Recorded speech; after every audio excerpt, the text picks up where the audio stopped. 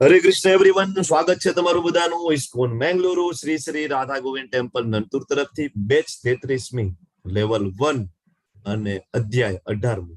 આજે આપણે આ જ્ઞાન યજ્ઞ જે મહાયજ્ઞની શરૂઆત 18 દિવસ પહેલા જે કરેલી આજે પૂર્ણ થવા જઈ રહી છે. આ અધ્યાયનો આ છેલ્લો અધ્યાય 18મો અધ્યાયની આજે આપણે ચર્ચા કરીશું. શરૂઆત કરીએ. તમારું બધાનું હૃદયપૂર્વક સ્વાગત છે. હરે કૃષ્ણ પ્રભુજી. હરે કૃષ્ણ. હરે કૃષ્ણ વેલકમ માતાજી.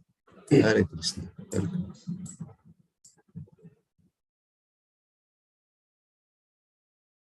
શ્રી શ્રી રાધા ગોવિંદજીના ચરણોમાં વંદન કરી. ભગવાનના શાશ્વત ભક્ત અર્જુનજી મહારાજ, ભગવાનના પરમ ભક્ત શ્રીલ પ્રભુપાદજી, જય પતાકા સ્વામીજી મહારાજ, પરમ કૃપાળુ નામાનિષ્દાસ પ્રભુજીના ચરણોમાં વંદન કરી મંગલાચરણથી શરૂઆત કરીશું.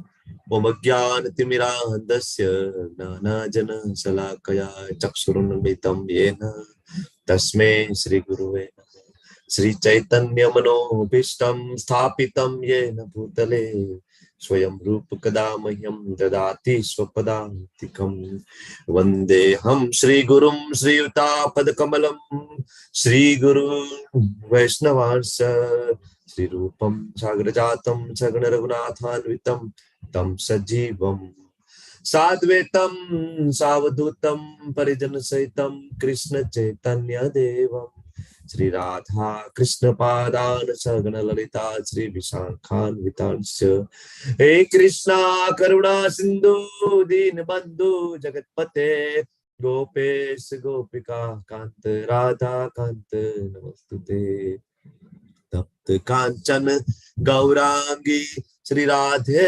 વૃંદાવનેશ્વરી વૃષભાનો સુતે દેવી પ્રણમામી હરિપ્રિયે વાંછા કલ્પતરુભ્યશ્ચ કૃપા સિંધુભ્ય એવ ચ પતિતાનાં પાવનેભ્યો વૈષ્ણવેભ્યો નમો નમઃ.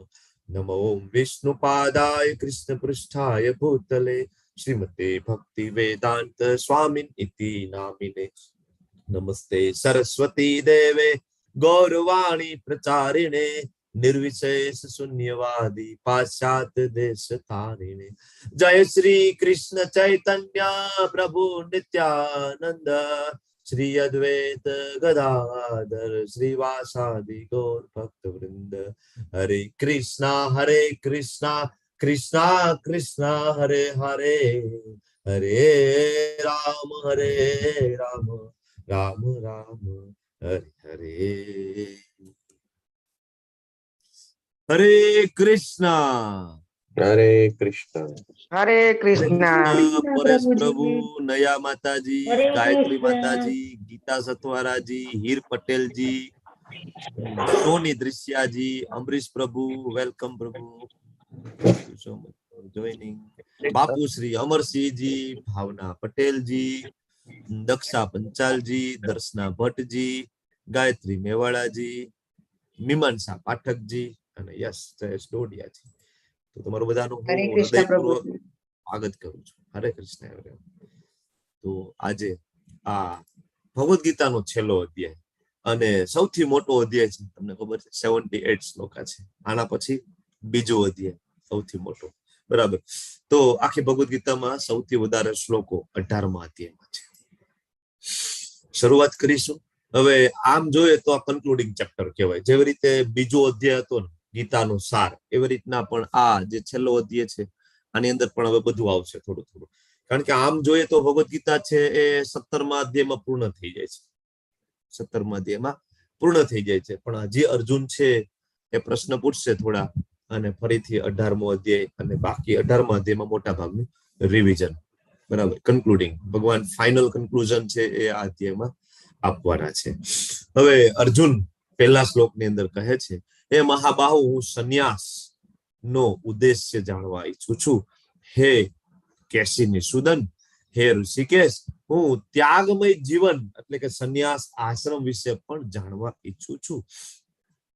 આમ તો આના જેવો જ પ્રશ્ન તમે જોવો ને તો ત્રીજા અધ્યાયની શરૂઆતમાં પણ અર્જુન મહારાજે પૂછ્યો હતો અર્જુનજીએ કે ભાઈ ભગવાન, ત્યાગ કરી દઉં, બધું છોડી દઉં, જ્ઞાન યોગમાં આગળ વધી જાવ કે પછી કર્મયોગમાં આગળ વધુ? શું કરવું જોઈએ? ફરીથી 5મા અધ્યાયની શરૂઆતમાં પૂછે ભગવાન ત્યાગમય જીવન જીવવું કે પછી ભક્તિ યોગમાં આગળ વધવું? એવો જ પ્રશ્ન આવે છે. ભગવાન ખરેખર ત્યાગ એટલે કે સંન્યાસનો ઉદ્દેશ્ય શું છે? બરાબર. અને ત્યાગમય જીવન એટલે કે સંન્યાસ આશ્રમ વિશે પણ હું જાણવા માંગુ છું. આ શ્લોકની અંદર અર્જુનજી ભગવાનને 2 નામથી સંબોધન કરે છે. એક તો ઋષિકેશ અને બીજું કેસી નિષૂદન. તમારે આન્સર આપવાનો છે કે ઋષિકેશનો અર્થ શું થાય અને કેસી નિષૂદનનો અર્થ શું થાય? બોલો, શું અર્થ થશે ઋષિકેશનો? ઋષિકેશ એટલે ઇન્દ્રિયોના સ્વામી. ઇન્દ્રિયોના સ્વામી. અને કેસી નિષૂદન એટલે કેસી નામના દૈત્યનો ભરનાર. હિરલ પાઠકજી, નયા માતાજી, થેન્ક યુ. કેસી નામનો એક દૈત્ય હતો, બરાબર, સૌથી પાવરફુલ. અને કંસ છે ને એ છેલ્લે કેસી દૈત્યને મોકલે છે. કંસને ખબર હતી કે હું જેટલાને મોકલું છું ને ભગવાન બધાને ત્યાં મારી નાખે છે. પછી મંત્રણાઓ ચાલતી હોય છે, એમાં જે ચારોનું મુષ્ટિક અને કૂટ ને આ બધાને બોલાવે છે અને એક સરસ વેલ પ્લાન એક યોજના બનાવે છે. આમ તો નારદજી એને આ યોજના આપે છે કે આ રીતના કરો, તમે બધાને ત્યાં મોકલો છો ને અને ત્યાં કૃષ્ણ જે છે એમની પોતાની જગ્યા છે ને બધાને મારી નાખે છે. તમે એક કામ કરો, કૃષ્ણને અહીંયા બોલાવો ગમે તેમ કરીને, બરાબર. તો કંસ છે યોજના બનાવે છે કે આવી એક ફેસ્ટિવલ જેવું સરસ આયોજન કરે છે મથુરાની અંદર અને ભગવાનને, નંદ બાબાને, બધા ગામ લોકોને બધાને ઇન્વાઇટ કરે છે. તો એ સમયે કેસીને ત્યાં મોકલી દીધો હોય છે અને કંસને ખબર હતી કે કેસીને મોકલો તો છે પણ કેસી કૃષ્ણનું કઈ બગાડી શકે એમ નથી, કારણ કે આજ સુધી જેટલાને મોકલ્યા હતા ને, બરાબર, એ બધા મરી ગયા હતા. કેસીને મોકલી દીધું તોય મંત્રણા ચાલુ હતી કે કૃષ્ણને અહીં લઈ આવવાના છે. કૃષ્ણને લઈ આવવાના મતલબ કેસીનો વધ થવાનો છે. કંસને પણ ખબર હતી. આ કેસી નામનો જે વિશાળકાય મહાકાય જે દૈત્ય છે, ભગવાન એનો વધ કર્યો હતો. તમે જુઓ ને તો ભગવાન જ્યારે ગોકુલમાં હોય, વૃંદાવનમાં હોય, ઇવન મથુરામાં આવીને પણ જેટલા પણ અસુરોનો વધ કર્યો ને એમાં કોઈ પણ શસ્ત્ર કે અસ્ત્રનો ઉપયોગ નથી કર્યો, કોઈ પણ નહીં. અમુકને લાફા મારીને, અમુકને મુક્કા મારીને, અમુકને તો હોઠથી, ધારો કે પૂતના છે તો સ્તનપાન કરીને વધ કરી નાખ્યો ભગવાને. અમુકે ખાલી કહેવાય ને બાહમાં હાથ નાખીને, અમુકને ગળા ફરતે વીંટળાઈને. ભગવાને કોઈ શસ્ત્રનો ઉપયોગ નથી કર્યો. એમાં કેસી નિષૂદન ભગવાનનું જે નામ કેસી દૈત્યનો વધ કરે એમાં પણ કોઈ શસ્ત્રનો ઉપયોગ નથી. હવે અર્જુનજીને ખબર હતી કે આ ગીતા જ્ઞાન છે પૂર્ણતાને આરે છે. હવે ભગવદ ગીતાનું જ્ઞાન પૂર્ણ થવાને આરે છે એટલે એ ભગવાનને 2 નામથી બોલાવે છે. હે કેસી નિષૂદન, હે ઋષિકેશ, હજી મારા થોડા પ્રશ્ન છે ધ્યાન ખેંચવા માટે. ભગવાન હજી મારે થોડું જાણવું છે. હે કૃષ્ણ, હજી મારી ઈચ્છા છે થોડું જાણવાની, થોડું સાંભળવાનું, બરાબર. એટલે 2 વસ્તુનો એને ભેદ જાણવો છે. એક તો સંન્યાસ, બીજો ત્યાગ. ક્યારેક વૃંદાવન જાઓ તો ત્યાં સરસ મજાનો કેસી ઘાટ છે, બરાબર, જરૂરથી દર્શન કરવા જજો. હવે આગળ વધીએ તો પૂર્ણ પુરુષોત્તમ પરમેશ્વર બોલ્યા. ભગવાન જવાબ આપે છે સંન્યાસ એટલે શું અને ત્યાગનો ઉદ્દેશ્ય શું છે. તો ભગવાન બોલે છે કે ભૌતિક ઈચ્છા પર આધારિત જે કાર્યો છે એનો જે પરિત્યાગ છે ને વિદ્વાનો એને સંન્યાસ કહે છે. ભગવાન પોતાનો ઓપિનિયન છેલ્લે આપશે, પેલા વિદ્વાનો શું કે છે, બુદ્ધિશાળી લોકો શું કે છે, ભગવાન એના બધાના આન્સર આપે છે. કે વિદ્વાન હોય એવું માને કે ભૌતિક ઈચ્છા ઉપર આધારિત જે કઈ કર્મો છે એ બધું છોડી દો, છોડો ઘરબાર, ચલો હરિદ્વાર. તો ઘણા આને સંન્યાસ કહેવા વાળા છે. અને સર્વ કર્મોના ફળ ત્યાગ, ખરેખર જે કર્મના સાથે જે ફળ જોડાયેલું છે, ફળને છોડી દઈએ તો બુદ્ધિશાળી લોકો આને ત્યાગ કહે છે. ભગવાન કહે છે ખરેખર ત્યાગ એટલે શું? આપણે આની પહેલા પણ વારંવાર ચર્ચા થઈ ગઈ છે આ પોઈન્ટ ઉપર કે આપણે ત્યાગ શેનો કરવાનો, આપણું કઈ છે નહીં. 7મા અધ્યાયમાં આપણે 4થા અને 5મા શ્લોકમાં આપણે ભણી ગયા છે કે જે કઈ આપણે જોઈ રહ્યા છે બધું કોની માલિકીનું? કૃષ્ણનું. તો આપણે ત્યાગ શેનો કરીએ? બરાબર. તો ખરેખર ત્યાગ કોને કહેવાય? તો કે જે કઈ છે કૃષ્ણની સેવામાં લગાડીએ એને કહેવાય ત્યાગ, બરાબર. તો ભગવાન સમજાવે. હવે ભગવાન આગળ કહે છે 5મા શ્લોકની અંદર કે યજ્ઞ, દાન તથા તપના કાર્યોનો કદાપી ત્યાગ કરવો ના જોઈએ. ઘણા બધા ત્યાગ કરે એટલે બધું છોડી ઘરબાર બરાબર, પત્ની બાળકો બધું છોડીને બધું જ છોડી દે, યજ્ઞ કરવાનું છોડી દે, દાન કરવાનું છોડી દે, તપ કરવાનું ત્યાં હિમાલયની ગુફામાં બેઠા હોય પણ તપમાં મન લાગતું ના હોય. આપણે વાત થઈ હતી, ભગવાન અર્જુનને ના પાડે છે. શું કામ? તો કે ભાઈ ત્યાં જઈને તારી ચેતના સાથે આવશે. તો આવી રીતના ઘણી વખત ત્યાગ કરી દે, સંન્યાસ લઈ લે, તો આ બધું છોડી દે. તો ભગવાન અહીંયા એક ઓર્ડર આપે છે. તો આખી ભગવદ ગીતામાં ભગવાન જ્ઞાન ઘણી જગ્યાએ આપે છે કે આમ કરવું જોઈએ, આમ કરવું જોઈએ, આમ કરો તો વધારે સારું, આમ કરશો તો ધામમાં આવશો. પણ ભગવાન આ શ્લોકની અંદર છે ને, ભગવાન ઓર્ડર આપે છે, ડાયરેક્ટ આદેશ આપે છે કે યજ્ઞ દાન તપઃ કર્મ ન ત્યાજ્યમ. કોઈ દિવસ આ 3 વસ્તુનો જીવનમાં ત્યાગ કરવો જોઈએ નહીં. હવે તમને બધા આપણે ગઈકાલે ભણી ગયા છીએ કે યજ્ઞના 3 પ્રકાર છે, સતોગુણી, રજોગુણી, તમોગુણી. એવી જ રીતના દાનના પ્રકાર છે, એવી રીતના તપના 3 પ્રકાર છે. એમાં શારીરિક, માનસિક અને વાણીનું તપ, અને ત્રણેયનું જે તપ છે એમાં પણ ફરીથી સાત્વિક, રાજસિક અને તામસિક. તો 3 પ્રકાર ભણી અને આપણે ગઈકાલે કન્ક્લુઝન ઉપર આવ્યા હતા કે સત્વગુણ, રજોગુણ, તમોગુણમાં હોય એ પણ આપણે કરવાનું નથી. આપણે તો કે શુદ્ધ સત્વમાં જે સ્થિત હોય, જે ગુણાતીત અવસ્થામાં જે સ્થિત છે, એવો યજ્ઞ, એવું દાન અને એવું તપ કરવાનું છે. બરાબર. પણ ભગવાન કે છે છોડવાના નથી યજ્ઞ, દાન, તપ. પણ હવે છોડવાના નથી, પણ યજ્ઞ એટલે કયો યજ્ઞ કરવાનો? ભગવાન સ્વાહા સ્વાહા વાળો યજ્ઞ તો તમે શ્રીમદ ભાગવતમ ની અંદર શ્રી વેદવ્યાસજી, શ્રી સુખદેવ ગોસ્વામીજી, સુદ ગોસ્વામી એમ કે છે કે એ યુગ ધર્મ નથી. કળિયુગનો યુગ ધર્મ એ યજ્ઞ નથી. સ્વાહા સ્વાહા વાળો યુગ ધર્મ તો એ બરાબર ત્રેતા યુગમાં હતું, જ્યારે પ્રભુ શ્રી રામચંદ્ર હતા એ સમય. બરાબર. દ્વાપર યુગની અંદર પરિચર્યા રહ્યા, એટલે કે મંદિરમાં જઈને ઠાકોરજીની સેવા કરવાની, વધુમાં વધુ સમય મંદિરમાં વિતાવવાનો. પણ ભગવાન કળિયુગમાં તમે એમ કીધું કે માત્ર તમારું નામ, આના સિવાય બીજું કઈ શક્ય નથી. તો કયો યજ્ઞ કરી શકાય કળિયુગની અંદર? તો કે યજ્ઞા નામ જપ યજ્ઞોસ્મિ.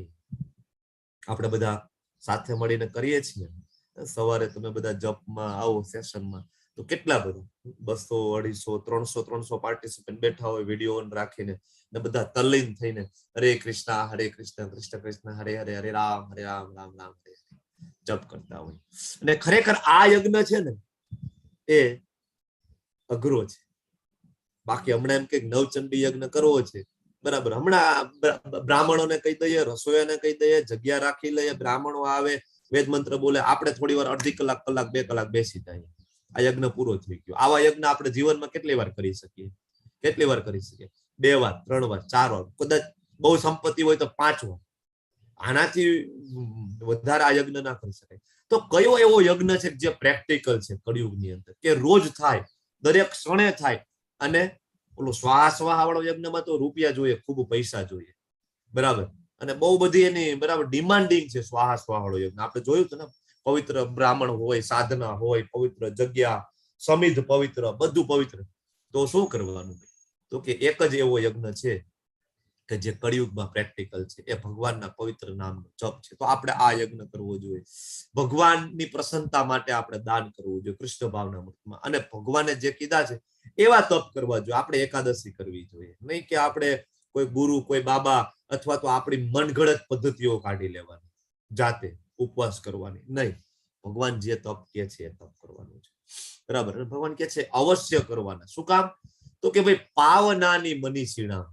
આ 3 વસ્તુ એવી છે ને, યજ્ઞ, દાન અને તપ, અને જો એ ગુણોથી પરે જઈને કરવામાં આવે અને કૃષ્ણ ભાવના અમૃતમાં કરવામાં આવે ને, તો પાવનાની મનીષીણામ, એટલે કે મહાત્માઓને પણ શુદ્ધ કરે છે. ભગવાન આનું મહાત્મય સમજાવે છે કે કેટલું ઇમ્પોર્ટન્સ છે યજ્ઞ, દાન અને તપનું, કેટલું ઇમ્પોર્ટન્સ છે જપ કરવાનું, કેટલું ઇમ્પોર્ટન્સ છે રોડ ઉપર નીકળી અને બુક ડિસ્ટ્રીબ્યુશન કરવાનું. આજના અધ્યાયમાં આપણે આગળના શ્લોકમાં પણ જોઈશું. તો ભગવાન કહે છે કે આને ક્યારેય છોડવા જોઈએ, ડાયરેક્ટ ઓર્ડર છે, ન ત્યાજ્ય, ન ત્યાજ્ય.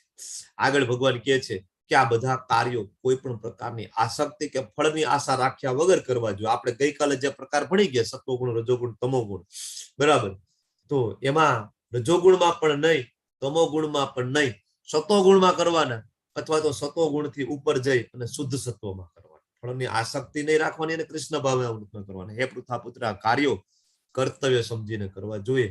આ મારો અંતિમ મત છે. ત્યાગ એટલે કે બધું છોડી દેવાનું, બધું છોડીને ભાગી જવાનું? ભગવાન કે નહીં, કર્તવ્ય જે કઈ છે, જે નિયત કર્મો છે પૂર્ણ કરવા જોઈએ. તો હવે અર્જુનનો જે પ્રશ્ન હતો, ભગવાન મારે ત્યાગ વિશે સાંભળવું છે, મારે જાણવું છે. તો ભગવાન જે છે અહીં એક આની પહેલાના શ્લોકમાં એક પિક્ચર હતું. તમને બધાને આ પ્રસંગ તો ખબર છે ને? આની પહેલા આ પ્રસંગ લીધો છે ને? આ પિક્ચર બોલી જાવ, કોણ કહેશે આ પિક્ચર વિશે? આ શ્લોક સાથે કનેક્ટ કરો. ચલો ચલો ચલો ચલો, ઝડપ કરો. હરે કૃષ્ણ, હેન્ડ રેસ કરો. દક્ષ કયો રાજા પ્રસંગ છે? હા, દક્ષ રાજા છે. હા, કનેક્ટ કરો. શું છે પ્રસંગ? શું છે બોલો ફટાફટ. દક્ષ રાજાએ યજ્ઞ કર્યો હતો ને, અને સતી માતાને બોલાવ્યા નહોતા, તો સતી માતા એ જ યજ્ઞ કુંડમાં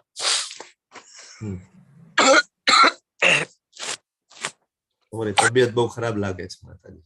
હા યસ માતાજી, થેન્ક યુ.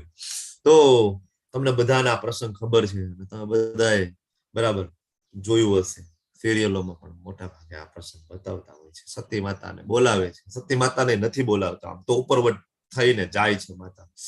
દક્ષ પ્રજાપતિ શિવજીનું ઘોર અપમાન કરે, શિવજી ક્રોધે ભરાય છે અને એમના ભૈરવોને મોકલે. શિવજી સ્વયં જાય છે સેના લઈને યુદ્ધ કરવા માટે. દક્ષ પ્રજાપતિનું માથું કાપી નાખે છે.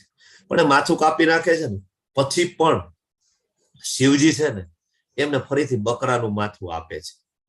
તમે વિચાર કરો કે આપણે બધાએ બહુ પ્રગતિ કરી લીધી છે. આપણને એવું થાય કે અત્યારનું મેડિકલ સાયન્સ છે એ બહુ પ્રગતિ કરી લીધી છે. અને એક ખાલી કિડની ટ્રાન્સપ્લાન્ટ કર્યું હોય ને અત્યારના ડોક્ટરો, તો પરસેવો વળી જાય છે કિડની ટ્રાન્સપ્લાન્ટમાં.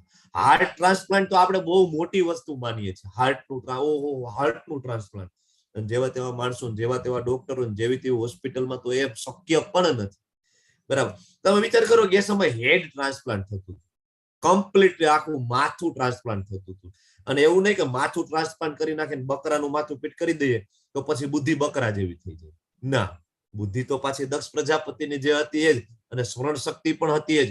તો આના ઉપરથી પણ ખબર પડે, અત્યારનું સાયન્સ છે એવું કે છે કે મનનું સ્થાન મગજમાં છે અને સ્મરણ શક્તિ છે એ મગજના કારણે છે. પણ ખરેખર શાસ્ત્રમાં ઊંડા ઉતરીએ ત્યારે ખબર પડે મનનું સ્થાન છે તો હૃદયમાં છે, સ્મરણ શક્તિ છે ત્યાંથી આવે. બાકી તો દક્ષ પ્રજાપતિની ચેતના બદલાઈ ગઈ હોવી જોઈએ ને, બરાબર, પણ એવું ના થયું. અને ભગવાન મહાદેવ બરાબર એમને ફરીથી બકરાનું માથું આપે ને એને ઓર્ડર આપે છે ફરીથી, તમે જે યજ્ઞ અધૂરો મૂક્યો હતો ને એ યજ્ઞ પૂરો કરી દો. અને શિવજી પોતે સ્વયં એમાં સહયોગ આપે છે કે યજ્ઞ છોડવાનું નથી. શું કામ? તો કે મારા ઈષ્ટ મારા કૃષ્ણએ ઓર્ડર કરેલું છે યજ્ઞ દાન તપના કાર્યો તો કે ન ત્યાજ્યમ, કોઈ દી છોડવાના નથી. તો હવે અહીંથી આપણે આગળ વધીએ. ત્યાગના પ્રકાર. તો જનરલી હવે જે કઈ મેં તમને આની પહેલા પણ કીધું હતું કે જે કઈ પ્રકાર આવશે એ સત્વગુણ, રજોગુણ અને તમોગુણ 3 પ્રકાર આવશે. જો તમે 14મો અધ્યાય બરાબર સમજી ગયા છો તો તમને આ 17મો અધ્યાય સમજ્યા હશો બરાબર, અને આજનો પણ તો સમજાશે, નહીતર તમને નહીં સમજાય. ત્યાગનો પ્રકારમાં પેલું તામસી ત્યાગ કેવો હોય? તો કે મોહવશ પોતાના નિયત કર્તવ્ય કર્મોને ત્યજી દે છે, આવા ત્યાગ તામસી ત્યાગ કહેવાય. ઘણા બધા છે એ ભોગો ભોગવવા માટે, ઘણા બધાને એમ થાય કે ના ના સંન્યાસ લઈને પછી કઈ કામ કરવાનું નહીં, એ મંદિરમાં પડ્યા રહીશું, ચલમ ફૂંકા રાખશું અને એ ગાંજો બાંજો જમાવટ હશે, બરાબર. તો આના કારણે છોડી દે કે ના ના છોડો ના, એ માથાકૂટ કરવી એના કરતા એ કામ કર્યા વગર ખાઈશું, બરાબર. તો ભગવાન કહે છે કે નિર્દિષ્ટ કર્તવ્યોને કદાપી ત્યજવા ના જોઈએ. અને જો આવું ત્યજી દઈએ તો એને તામસી ત્યાગ કહેવાય છે. આવો ત્યાગ છે, તમે જો આ અત્યારે હમણાં આપણે કોઈની નિંદા નથી કરતા, પણ તમે કુંભ મેળામાં જાઓ, શિવરાત્રીના મેળામાં જાઓ તો મોટા ભાગે આપણને સન્યાસીઓ જોવા મળે. તો મોટા ભાગે ચરસ મતલબ કે ગાંજો, સિગારેટ, હાથમાં ચલમ, બરાબર, આ બધું હોય છે. તમે વિચાર કરો કે તમે સંન્યાસ લીધો છે એટલા માટે, અને સંન્યાસ લેવો કોઈ પણ યોગની અંદર આગળ વધવું એનું પહેલો ક્રાઇટેરિયા ભગવાન 6થા અધ્યાયમાં કહે છે કે મન અને ઇન્દ્રિય છે સંયમિત હોવી જોઈએ. તમે સંન્યાસ લીધો મતલબ શું છે કે તમે ઇન્દ્રિય તૃપ્તિના વિષયોનો તમે ત્યાગ કરી દીધો. તમે ટીવી જોવાનું ત્યાગ કરી દીધું છે, તમે હોટલમાં જમવાનું ત્યાગ કરી દીધું છે, તમે જાતીય જીવન છોડી દીધું, મતલબ જેમાં મજા આવે છે એ બધું છોડી દીધું છે. અને શું કરવાનું સંન્યાસ લઈને? તો કે જેમાં પ્રભુ પ્રસન્ન થાય અને પ્રભુના જે જીવો છે જે જેનાથી વિમુખ છે, બરાબર, એ બધાને ઘરે ઘરે જઈને ત્યાં અલગ જગાવવાનું કે ભાઈ ઉઠો, બધા ગૃહસ્થ તમે બધા ઉઠો અને કૃષ્ણને યાદ કરો. આના માટે સંન્યાસ છે. એની જગ્યાએ આ લોકો શું કરે છે? ત્યાં જઈને પણ ઇન્દ્રિય તૃપ્તિ કરે છે. મને મજા આવે છે ગાંજો પીવામાં, મને મજા આવે છે ચલમ પીવામાં. તો હવે એ તો બધું અહીંયા રહીને ગૃહસ્થમાં રહેલા બધા માયામાં ફસાયેલા માણસો કરી જ રહ્યા છે. દારૂ પી રહ્યા છે, ચરસ ફૂકી રહ્યા છે, ડ્રગ્સ ફૂકી રહ્યા છે. શું ફરક છે? બરાબર છે. ભગવાન આવો ત્યાગને તામસી ત્યાગ કહે છે, જે મનુષ્ય નિયત કર્તવ્યોને કષ્ટપ્રદ સમજે છે. ઘરમાં રહેતા હોય, બાળકોનું પોષણ કરવું, પત્નીનું પોષણ કરવાનું, પૈસા કમાવા જવાના, સવારથી સાંજ સુધી મહેનત કરવાની, અને એવું માને કે ના ના આમાં તો બહુ કષ્ટ છે, બરાબર, જવા દો, આ કઈ માથાકૂટ કરવી નથી, છોડો ઘર બાર, ચલો હરિદ્વાર, જતો રહે. ઓલામાં કેવું હતું કે ભોગ ભોગવાની ઈચ્છા હતી, ત્યાં જઈને ભોગ ભોગવવા હતા, તમો ગુણ. અને અહીંયા તો કે અહીંયા કામ નથી કરવું અને જતું રહેવું છે રજોગુણમાં. અને છેલ્લો સાત્વિક ત્યાગ કોને કહેવાય? તો કે ત્યાગ જે છે કર્તવ્ય સમજીને કરે છે. સમસ્ત ભૌતિક સંગ, ફળની આસક્તિનો ત્યાગ કરે છે. આને સાચો સાત્વિક ત્યાગ કોને કહેવાય? કે ફળની આસક્તિ. કર્મ કરે છે, કર્મ કરે છે, પણ ફળની આસક્તિ છોડી દીધી છે. અને આનાથી ઉપર આવે જે ત્યાગ છે કૃષ્ણ ભાવના મૃતમાં, કે ફળની આસક્તિ પણ છોડી દીધી છે. કર્મ તો સવારના 3:30 થી લઈને રાતના 11 વાગ્યા સુધી કરે છે. ઇસ્કોનના ભક્તો આપણે વારંવાર ચર્ચા થાય છે, બરાબર. સવારથી લઈને રાત સુધી મહેનત કરે છે. કોના માટે ભાઈ? કૃષ્ણ પ્રીત્યાર્થી. વ્યસન તો બહુ દૂરની વાત છે, પણ ડુંગળી લસણ પણ છૂટી જાય. પ્લેટની અંદર જે કઈ આવે, બરાબર, એવું પણ નહીં કે આ ગરમ કરી દો. આપણે આની પેલા વાત થઈ હતી ને, નહીં, પ્રસાદ જેટલું કદાચ એકદમ ઠંડી રોટલી હોય, કોઈ દિવસ કોઈ ઇસ્કોન ના ભક્તો વૈષ્ણવો કોઈ દિવસ એવું ના કે ના ના ભાવે એવું નથી. નેવર. ગમે એટલી ઉંમર થઈ ગઈ હોય તો પણ, બરાબર. આ જે ત્યાગ છે કેવો છે? કૃષ્ણ ભાવના વૃત્તમાં કરવામાં ત્યાગ છે. શુદ્ધ સત્વમાં ગુણાતીત છે, સાત્વિક કરતા પણ ઊંચું. ભગવાન ખરેખર હવે સાચો ત્યાગી ને સાચા સંન્યાસીની વ્યાખ્યા આપે છે 18.11 ની અંદર, કે ખરેખર દેહધારી માટે સર્વ કર્મનો ત્યાગ કરવો જ અશક્ય છે. તમને એમ થાય કે હું બધું છોડી દઉં, પત્નીથી હું કંટાળી ગયો છું અને બરાબર મારા એ કઈ માથાકૂટ કરવી નથી, બધું છોડીને હું જતો રહું, બરાબર. તો ભગવાન એમ કે છે કે સર્વ કર્મનો ત્યાગ તો અશક્ય છે. તમે ત્યાં જઈશો તો તમારે ભિક્ષાટન તો કરવું જ પડશે. ત્યાં જઈને તમારે પેટનો ખાડો પૂરવા તો કંઈક ને કંઈક માથાકૂટ રહેવાની જ છે. તો ખરેખર સાચો ત્યાગ કયો છે? સાચો ત્યાગી, સાચો સંન્યાસી કોણ છે? કે જે ફળનો ત્યાગ કરી દે. ફળનો ત્યાગ કરી દે એને કહેવાય સાચો સંન્યાસી. હવે આ વસ્તુ આપણને ભગવાન છે બીજા અધ્યાયના 47માં શ્લોકથી સમજાવી રહ્યા છે. કર્મણ્ય વાધિકા રસ્તે મા ફલે સુકદાચન, બરાબર. તો ભગવદ્ ગીતાની શરૂઆતથી લઈને ભગવદ્ ગીતાના અંત સુધી ભગવાન એક જ વસ્તુ કહે છે કે ભાઈ ત્યાગ કરવાનો છે, પણ કઈ રીતના? તો કે કૃષ્ણ ભાવના મૃતમાં. આને જ સાચો ત્યાગ અને આને જ સાચો સંન્યાસ ભગવાને કીધો છે. ભગવાન આખી ભગવદ્ ગીતામાં એવું ક્યારેય નથી કીધું કે બધું છોડી દો ને બધી જવાબદારીમાંથી તમે નીકળી જાઓ અને બધા કર્મોય બંધ કરી દો અને હિમાલયના ગુફામાં જઈને બેસી જાઓ કે ગિરનારની ગુફામાં જઈને બેસી જાઓ. આવું આખા ભગવદ્ ગીતામાં ભગવાન ક્યાંય ઉલ્લેખ નથી કરતા, બરાબર. હવે કોઈ પણ કાર્ય સિદ્ધ થવા પાછળ, સફળ થવા પાછળ કોણ હોય છે? આ જવાબ તમારે આપવાનો છે. બોલો. કોઈ પણ કાર્ય છે તમને સફળતા પ્રાપ્ત થાય છે તો આની પાછળનું કારણ શું છે? કોણ છે આની પાછળ? ભગવાન શ્રી કૃષ્ણ. ભાવના માતાજી કે છે ભગવાન શ્રી કૃષ્ણ. બીજા કોઈ કારણ છે? બોલો કયા કયા છે? 5 છે ને? 5 કોઈને યાદ છે? પ્રયાસો છે. લલિત કુમાર પ્રભુ. હા પ્રભુજી, હરે કૃષ્ણ. સ્થળ, કર્તા, ઇન્દ્રિયો અને વિભિન્ન પ્રયાસો, અને છેલ્લે ભગવાન. એટલે ભગવાન મેઇન. ભગવાનની ઈચ્છા નહીં હોય તો આ ચારેય કામ નહીં કરે. અલ્ટિમેટલી પરમાત્મા, બરાબર. ખૂબ સરસ પ્રભુ, ખૂબ સરસ. જિગ્નેશ દરબારજી, લલિત કુમાર પ્રભુ, થેન્ક યુ. જો આ કન્સેપ્ટ ખબર પડી જાય ને તો કોઈ દિવસ આપણે નિષ્ફળતાની અંદર વિચલિત ના થાય અને સફળતાનો કોઈ દિવસ આપણને ઘમંડ ના આવે. આ શ્લોક એના માટેનો છે. કારણ કે આપણને ખબર પડી જાય. અને ભગવાન અહીંયા રેફરન્સ આપે છે કે વેદાંત અનુસાર, બરાબર, 4 વેદો અને એના ઉપરથી વેદાંત સૂત્ર.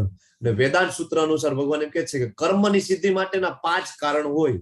કયા કયા? અર્જુનને કહે છે તો કે એક તો કર્મનું સ્થાન, સ્થાન એટલે કે આ શરીર. બીજું તો કે કરતા કરતા એટલે કે એની અંદર રહેલો આત્મા. પછી તો કે વિભિન્ન ઇન્દ્રિયો, આંખ, નાક, કાન અને ઇન્દ્રિયો દ્વારા થતા અનેક પ્રકારના પ્રયાસો. આ બધું તો આપણને ખબર છે, પણ આપણે એક વસ્તુ ભૂલી જાય છે. શું? તો કે આ બધું બરાબર હોય ને તો પણ પરમાત્માનું જ્યાં સુધી આમાં ઓથોરિટી પ્રાપ્ત ના થાય ને ત્યાં સુધી એ કાર્ય છે સિદ્ધ થતું નથી.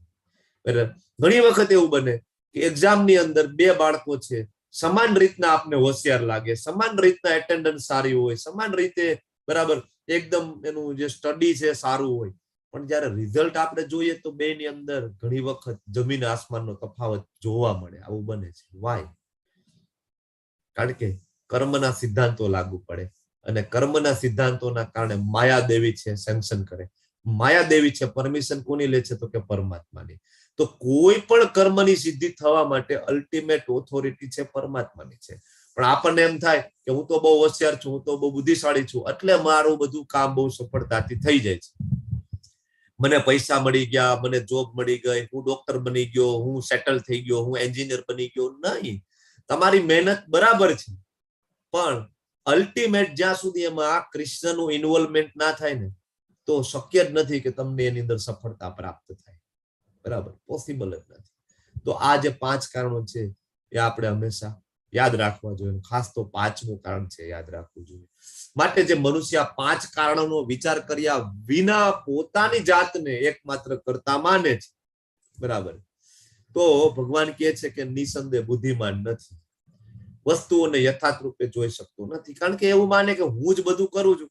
તો ભગવાન એમ કહે છે કે દુર્મતિ. દુર્મતિ એટલે કે ભાઈ એને બુદ્ધિ નથી, એ બુદ્ધિશાળી નથી.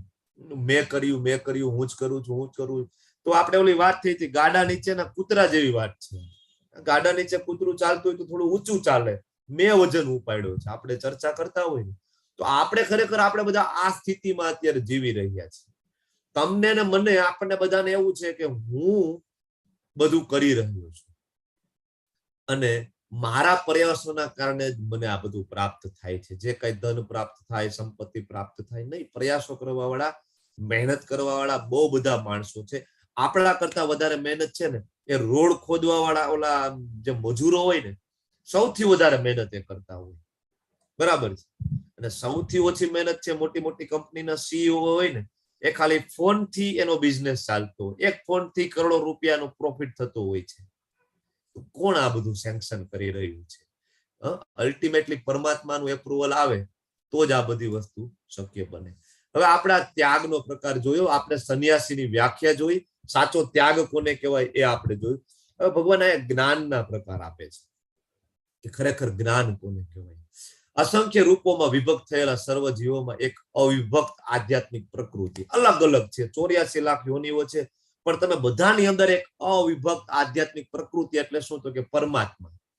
બધાની અંદર પરમાત્મા છે. નાની એવી કીડી હોય તો ભલે અને મહાકાય હાથી હોય તો ભલે, બધામાં પરમાત્મા છે અને આત્મા છે.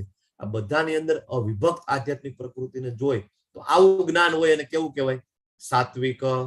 પછી બીજું જ્ઞાન છે રજોગુણી. રજોગુણીમાં એ કેવું જાણે?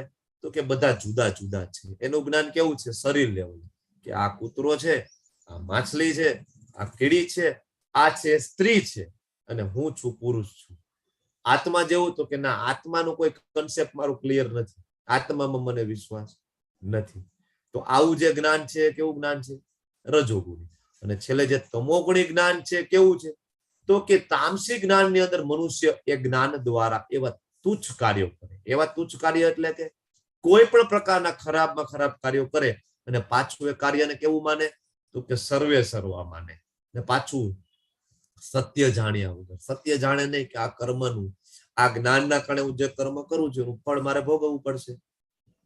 લાઈક કોઈ વ્યક્તિ છે, કોઈ માતાજીને હેરાન કરે છે, બલાત્કાર કરે છે, રેપ કરે છે, અથવા તો આતંકવાદી પ્રવૃત્તિઓ બેસ્ટ એક્ઝામ્પલ છે કે એ જે તુચ્છ કાર્ય છે એને સર્વે સર્વા માનીને કે ના ના આ તો કરવું જ જોઈએ. બરાબર? તો આવું જ્ઞાન છે. કેવું જ્ઞાન છે? તમોગુણી. હવે એ રીતના કર્મના પ્રકાર સમજાવે છે કે કર્મ, સાત્વિક કર્મ કોને કહેવાય? તો કે ફળની ઈચ્છા રાખ્યા વગર કરવામાં આવે એ સાત્વિક કર્મ. રજોગુણી કર્મ કેવું છે? તો કે પોતાની ઈચ્છા તૃપ્તિ માટે, ભાઈ મને પૈસા મળવા જોઈએ, મને મજા આવે એવું હું કરું. અને એના માટે કેવું તો કે મહાન પ્રયાસ કરે, 12 કલાક, બરાબર, 18 કલાક જોબ કરે, ડ્યુટી કરે. તો આ જે છે કેવું છે, રજોગુણી કાર્ય છે. અને પોતાને કેવો ભાવ હોય તો કે મિથ્યા અહંકારનો ભાવ હોય કે હું જ બધું કરી રહ્યો છું. તો આને રજોગુણી કર્મ. તમોગુણી કર્મ કેવું છે ભાઈ? તમોગુણી કર્મ છે મોહ. જ્યાં જ્યાં તમોગુણ આવશે ને ત્યાં શાસ્ત્રની વિરુદ્ધ છે એ સમજી લેવાનું બાય ડિફોલ્ટ, બરાબર. જ્યાં જ્યાં તમોગુણ આવે છે ત્યાં શાસ્ત્રની વિરુદ્ધ, અને જ્યાં જ્યાં સત્વગુણ આવે છે ત્યાં શાસ્ત્ર સંમતિ. શાસ્ત્રની વિરુદ્ધ જે કઈ કર્મ કરવામાં આવે, બરાબર, ભાવિ બંધનની કોઈ પરવા ન હોય. હમણાં આપણે વાત કરી કે એમાં કર્મના સિદ્ધાંતો સાથે મારે કઈ લેવા દેવા જ નથી. હું અત્યારે ધારો કે નોન વેજીટેરિયન છું, માંસાહાર કરું છું, તો હું એ વિચારતો નથી કે આ જન્મમાં હું એને કાપીને ખાઉં છું તો નેક્સ્ટ બર્થમાં એને ચાન્સ મળશે મને કાપીને ખાવા માટે. કારણ કે કર્મનો સિદ્ધાંત, બરાબર, લાગુ પડે છે સેમ, બરાબર. તો આવું કર્મ બીજાને દુઃખ આપવા માટે કરાય છે. 84 લાખ યોની વાત દુઃખ આપવા માટે એટલે ખાલી મનુષ્યોની વાત નથી થતી, દરેક જીવોની વાત થઈ છે. જે મનુષ્ય ભૌતિક ગુણોના સંસર્ગથી રહિત થઈ જાય, ભૌતિક ગુણોનો સંસર્ગ, સત્વ, રજ અને તમ ત્રણેય ગુણો, બરાબર, એના સિલેક્શન થી દૂર, એટલે કે ગુણાતીત અવસ્થામાં, પછી અહંકાર વગર. અહંકાર વગર એટલે કયો અહંકાર? તો કે મિથ્યા અહંકાર વગર. જે ખરેખર સાચો અહંકાર છે રહેશે, સાચો અહંકાર જે હું છે ને, હું આઈ, એ હંમેશા રહેવાનું, બરાબર. પણ હું ડોક્ટર છું અને હું ખૂબ જ્ઞાની છું, હું ખૂબ ધનિક છું, આ જે આઈ છે ને એ મિથ્યા છે. જ્યારે હું શરીર નથી, હું આત્મા છું અને હું કૃષ્ણનો દાસ છું, આ વાળો જે આઈ છે ને એ સાચો આઈ છે, સાચો અહંકાર છે. તો આ રહેવાનું છે.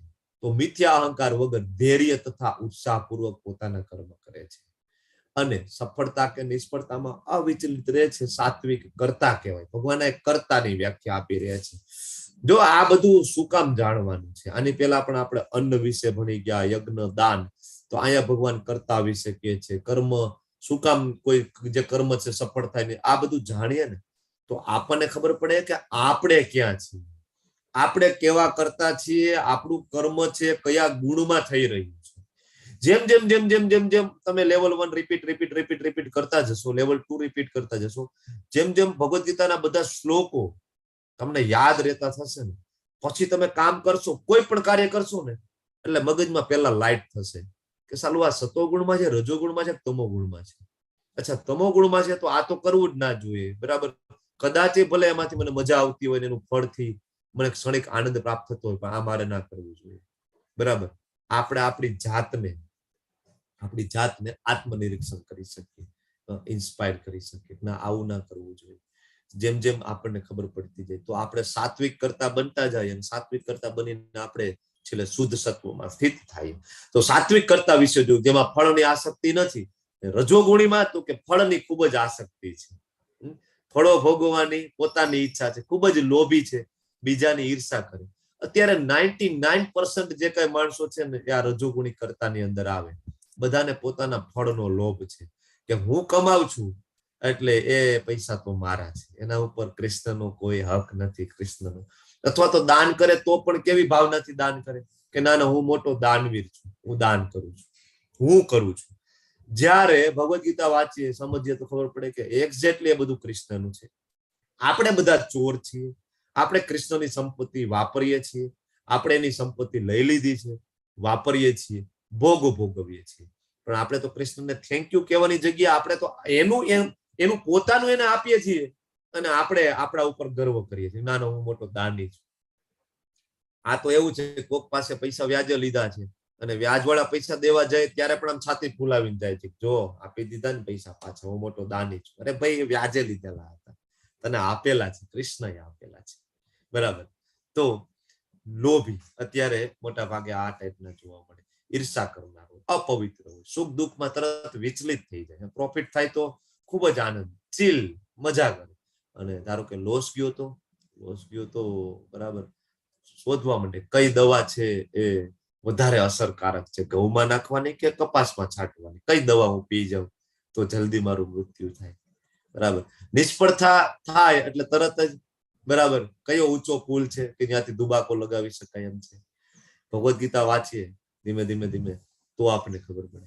બરાબર. તો આવો જે એ રજોગુણી અને છેલ્લો જે કરતા છે તમોગુણી. તમોગુણી કરતા એટલે મેં કીધું એમ કે જ્યાં તમોગુણ આવે ત્યાં શાસ્ત્ર વિરુદ્ધ છે એ તમારે સમજી લેવાનું. શાસ્ત્રોને વિરુદ્ધના જેના કાર્ય હોય છે. ભૌતિકતાવાદી હોય, ટોટલ મટીરિયલિસ્ટિક માણસો હોય છે. આત્મા પરમાત્મા વિશેના જ્ઞાન સાથે એને કઈ લેવા દેવા છે ના. તમોગુણ વાળાને કઈ લેવા દેવા નથી. જીદ્દી હોય એટલે તમે ગમે એટલું સમજાવો, હરે કૃષ્ણ કરો, મંદિરે આવો, બરાબર, ઉલટાના એ તો કપટી હોય, આપણને ઉલટાના ભૌતિક માયામાં લપેટવાની કોશિશ કરતા હોય. બરાબર. ઉલટાનું આપણને કે હાલને પાર્ટી કરીએ, આલ્કોહોલ, દારૂની મહેફિલોમાં આપણને લઈ જવા માટે આગ્રહ કરે. કપટી હોય આવા માણસો, અને અન્ય લોકોનું અપમાન કરવામાં કાબેલ હોય છે. અને જો તમે ના માનો એટલે તરત તમારું ઇન્સલ્ટ, તમારું અપમાન. જોયો છે બહુ મોટો ભક્ત થઈ ગયો છે, તોય પેલા અમારી ભેગો જતો ને અમારા જેવો જતો, ના કહેવાના શબ્દ બોલે. બરાબર. તો પાછા આવા માણસો કેવા હોય? આળસુ હોય, ખિન્ન હોય, કામ કરવામાં ના ઢીલ કરનાર હોય. આ બધું આપણે તમને યાદ આવે જયારે 14મો અધ્યાય ભણીએ ને ત્યારે આ બધી ચર્ચા આપણે કરેલી છે કે સત્વગુણમાં સ્થિત હોય એના ગુણ કેવા હોય. ત્યારે સેમ આપણે ભણ્યા છીએ. ત્યાં આળસુ હોય, ઉન્માદી હોય, પ્રમાદી હોય. બરાબર. તો આ રીતના કર્તાના પ્રકાર આપણે જોયા. અને હવે આપણે જોઈએ છીએ બુદ્ધિના પ્રકાર. તો બુદ્ધિના પ્રકારમાં સેમ સત્વગુણ, રજોગુણ અને તમોગુણ. તો હે પાર્થ, જે સમજણ દ્વારા મનુષ્ય જાણી શકે, જે બુદ્ધિ દ્વારા મનુષ્ય જાણી શકે. શું જાણી શકે? તો કે ભાઈ કરવા યોગ્ય શું છે ને કરવા યોગ્ય શું નથી. બુદ્ધિથી વિચાર કરી શકાય કે ના ભગવદ્ ગીતાના ક્લાસ જોઈન કરવા જોઈએ. બરાબર. બાકી બધો સમય બહુ બધો આપણા જીવનનો સમય વેસ્ટ થઈ ગયો છે, તો હવે આપણે આંખ ઉગાડવી જોઈએ ને ભગવદ્ ગીતા સમજવાની કોશિશ કરીએ. આવી બુદ્ધિ છે. કેવી છે? સત્વગુણ. શેનો ભય રાખવો જોઈએ? તો કે ભાઈ જન્મ મૃત્યુમાં વારંવાર ફસાવાનો છે, આનો ભય આપણને હોવો જોઈએ. શેનાથી ભય પામવું ના જોઈએ? ભક્તિમાં આવતા બિલકુલ ભય પામવું ના જોઈએ. બરાબર. શું બંધન કરતા છે? શું મુક્તિ આપનાર છે? બંધન કરતા કોણ છે? કર્મોનું બંધન થાય છે. શું મુક્તિ આપનાર કોણ છે? તો કે મુક્તિ આપનાર મુકુંદ છે. શ્રી કૃષ્ણ સિવાય કોઈ મુક્તિ આપી શકે એવી કોઈનામાં ક્ષમતા નથી, ઇન્ક્લુડિંગ શિવજી, ઇન્ક્લુડિંગ બ્રહ્માજી. મુક્તિ નથી આપી શકતા. બરાબર. શિવજીની ઉપાસના કરીએ તો આપણને કૈલાસ ધામ કદાચ પ્રાપ્ત થાય, અથવા તો નિર્વિશેષ બ્રહ્મની અંદર આપણે સત નામનો એક ગુણ ત્યાં છે, શાશ્વત છે, ત્યાં આપણે ફરીએ. બરાબર. પણ ફરીથી શિવજી એ બધાને લઈ આવીને એ ત્યાં ટ્રેનિંગ આપે અને ફરીથી ત્યાં વૈષ્ણવ બનાવે. શિવજી પોતે કે છે આરાધના નામ સર્વેશામ વિષ્ણુર આરાધના પરમ. વિષ્ણુની આરાધના શ્રેષ્ઠ છે. શ્રીમદ ભાગવતમાં બહુ ક્લિયર લખે છે. બરાબર. હરિ વિરંચી હર એવ ઇતિ સજ્ઞા. શ્રીમદ ભાગવતમ સ્કંદ પહેલામાં આવે છે કે હરિ એટલે ભગવાન વિષ્ણુ, વિરંચી એટલે કે બ્રહ્માજી, અને હર એટલે કે મહાદેવ. આમ જોઈ તો આ ત્રણ છે કૃષ્ણમાંથી આવે છે. છતાં એ જ શ્લોકનું જે છેલ્લું પદ છે એમાં શ્રીલ સુખદેવજી બહુ ક્લિયરલી સમજાવે છે, વ્યાસદેવજી, સુત ગોસ્વામીજી આપણને, કે ત્રણેય કૃષ્ણમાંથી આવે છે, પણ છતાં મનુષ્ય જીવનનો ઉચ્ચ ધ્યેય છે એ માત્ર વિષ્ણુની આરાધના કરવાથી, કૃષ્ણની આરાધના કરવાથી જ પ્રાપ્ત થઈ શકે છે. બરાબર. તો આવી જે બુદ્ધિ છે, કેવી બુદ્ધિ કહેવાય? સત્વગુણી. હે પૃથાપુત્ર, જે બુદ્ધિ ધર્મ તથા અધર્મ, યોગ્ય અથવા અયોગ્ય, આનો ભેદ ના કરી શકે ને, આવી બુદ્ધિને રજોગુણી બુદ્ધિ કીધી છે. ખબર જ ના પડે કે યોગ્ય શું છે અને અયોગ્ય શું છે, કરવાનું શું છે કરવાનું શું નથી. અને તમોગુણી બુદ્ધિ કેવી હોય છે? અંધકારને વશ હોય છે. અંધકાર એટલે કયો અંધકાર? અજ્ઞાનનો અંધકાર. ટોટલ અજ્ઞાન છે, ટોટલ શાસ્ત્ર વિરુદ્ધ છે. એ અધર્મને ધર્મ માને અને ધર્મને અધર્મ માને. ટેરરિસ્ટ હોય તો એ અંધાધૂંધ ફાયરિંગ કરે અને કેટલા બધા નિર્દોષ માણસોને મારી નાખે, છતાં એના મુખ ઉપર બિલકુલ ગ્લાની ના હોય કે ના ના આ તો ખોટું થઈ ગયું, મને કર્મનું બંધન થશે. નહીં, એ અધર્મને ધર્મ માને છે. એવું માને છે કે ના ના આ તો બરાબર છે, આવું જ કરવું જોઈએ. હકીકતે કોઈ પણ ધર્મ ગ્રંથો છે એ હિંસા કરવા માટે પ્રોમોટ નથી કરતા, કોઈ પણ, ઇન્ક્લુડિંગ કુરાણ પણ નહીં, ઇન્ક્લુડિંગ બાઇબલ પણ નહીં. ખરેખર બરાબર વાત છે. પણ આ તો કેવું છે કે આપણા સ્વાર્થનું આપણે લઈ લઈએ. ધારો કે વેદોની અંદર બલિની બરાબર કન્સેપ્ટ છે, બલિ ચડાવવાનો. હવે જેને માંસાહાર કરવું છે, બીજાનો વધ કરવો છે, તો વેદોનો એક ભાગ જ ઉપાડી લેશે બલિ વાળો, બીજા બધા ભાગમાં ફોકસ નહીં કરે. એવી રીતના બધા શાસ્ત્રોમાં એવું છે. તો આવા અધર્મી માણસો છે, પોતાના ગમતા શ્લોકો ઉપાડી લે અને ખાલી એને ફોલો કરતા હોય છે. બરાબર. તો હંમેશા અવળી દિશામાં પ્રયાસ કરે. ખરેખર જવાનું છે ધામમાં, પણ એના પ્રયત્ન કેવા હોય? હંમેશા નર્કમાં અધમ થી અધમ ગતિ પ્રાપ્ત કરે. બરાબર, આવા એના પ્રયત્નો. હવે અહીંયા ભગવાન સુખના પ્રકાર સમજાવી રહ્યા છે કે સાત્વિક સુખ કેવું હોય, તો કે શરૂઆતમાં ઝેર જેવું લાગે, પરંતુ અંતે અમૃત સમાન લાગે.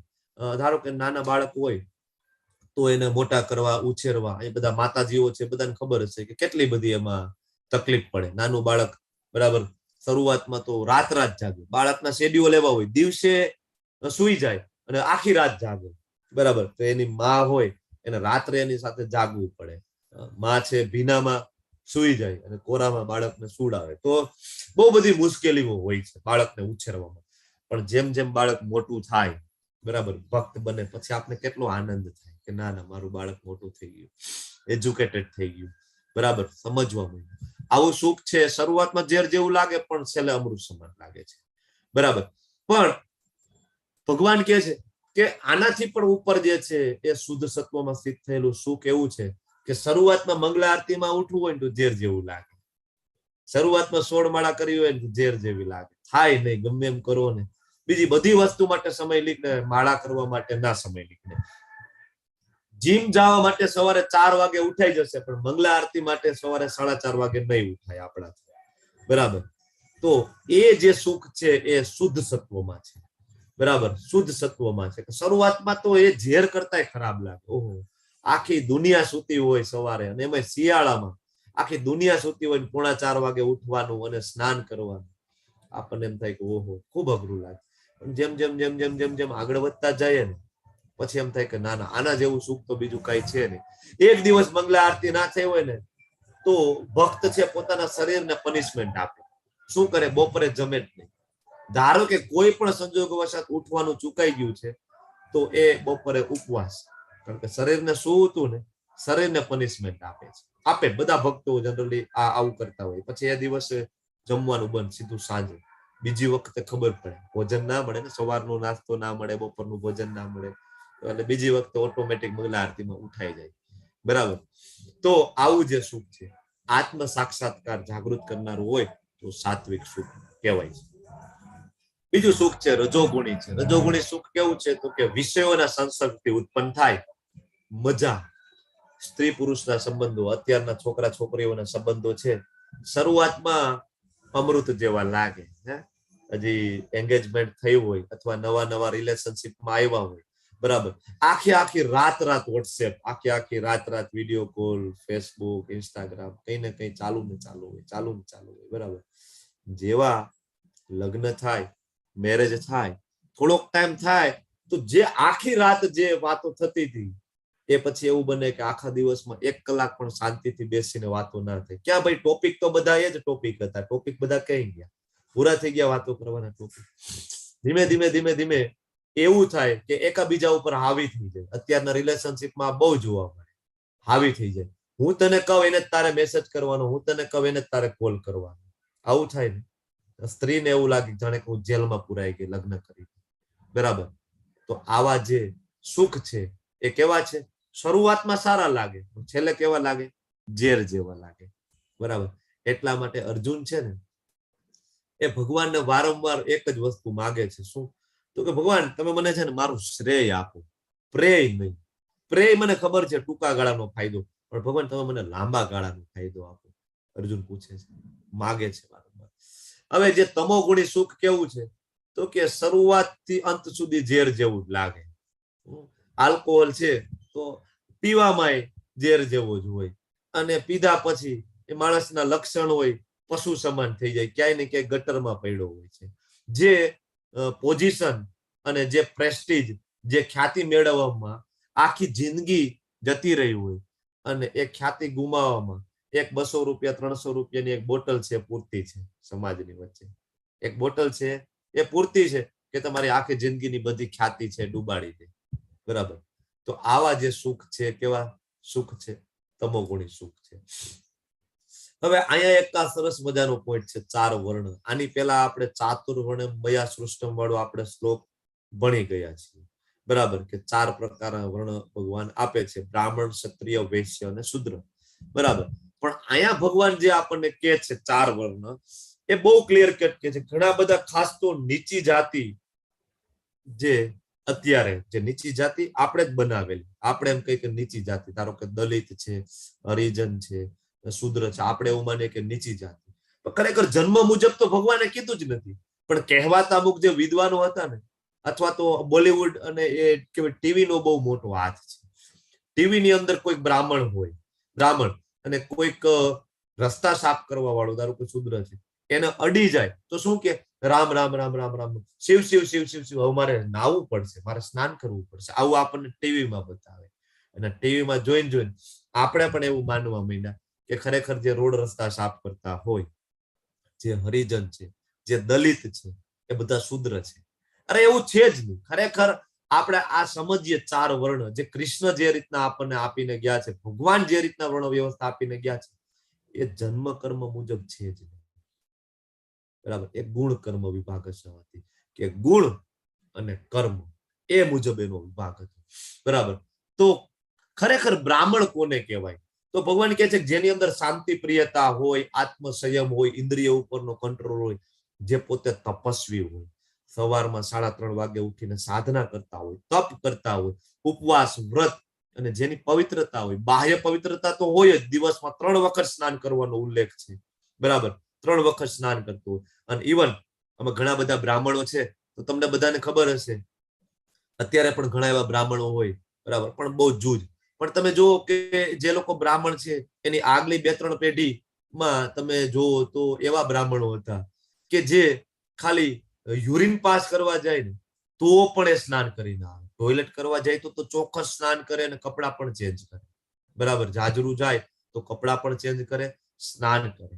બરાબર, બહારથી આવે તરત જ સ્નાન કરે, ભગવાનના અલ્ટરમાં એન્ટર થાય પહેલા સ્નાન કરે.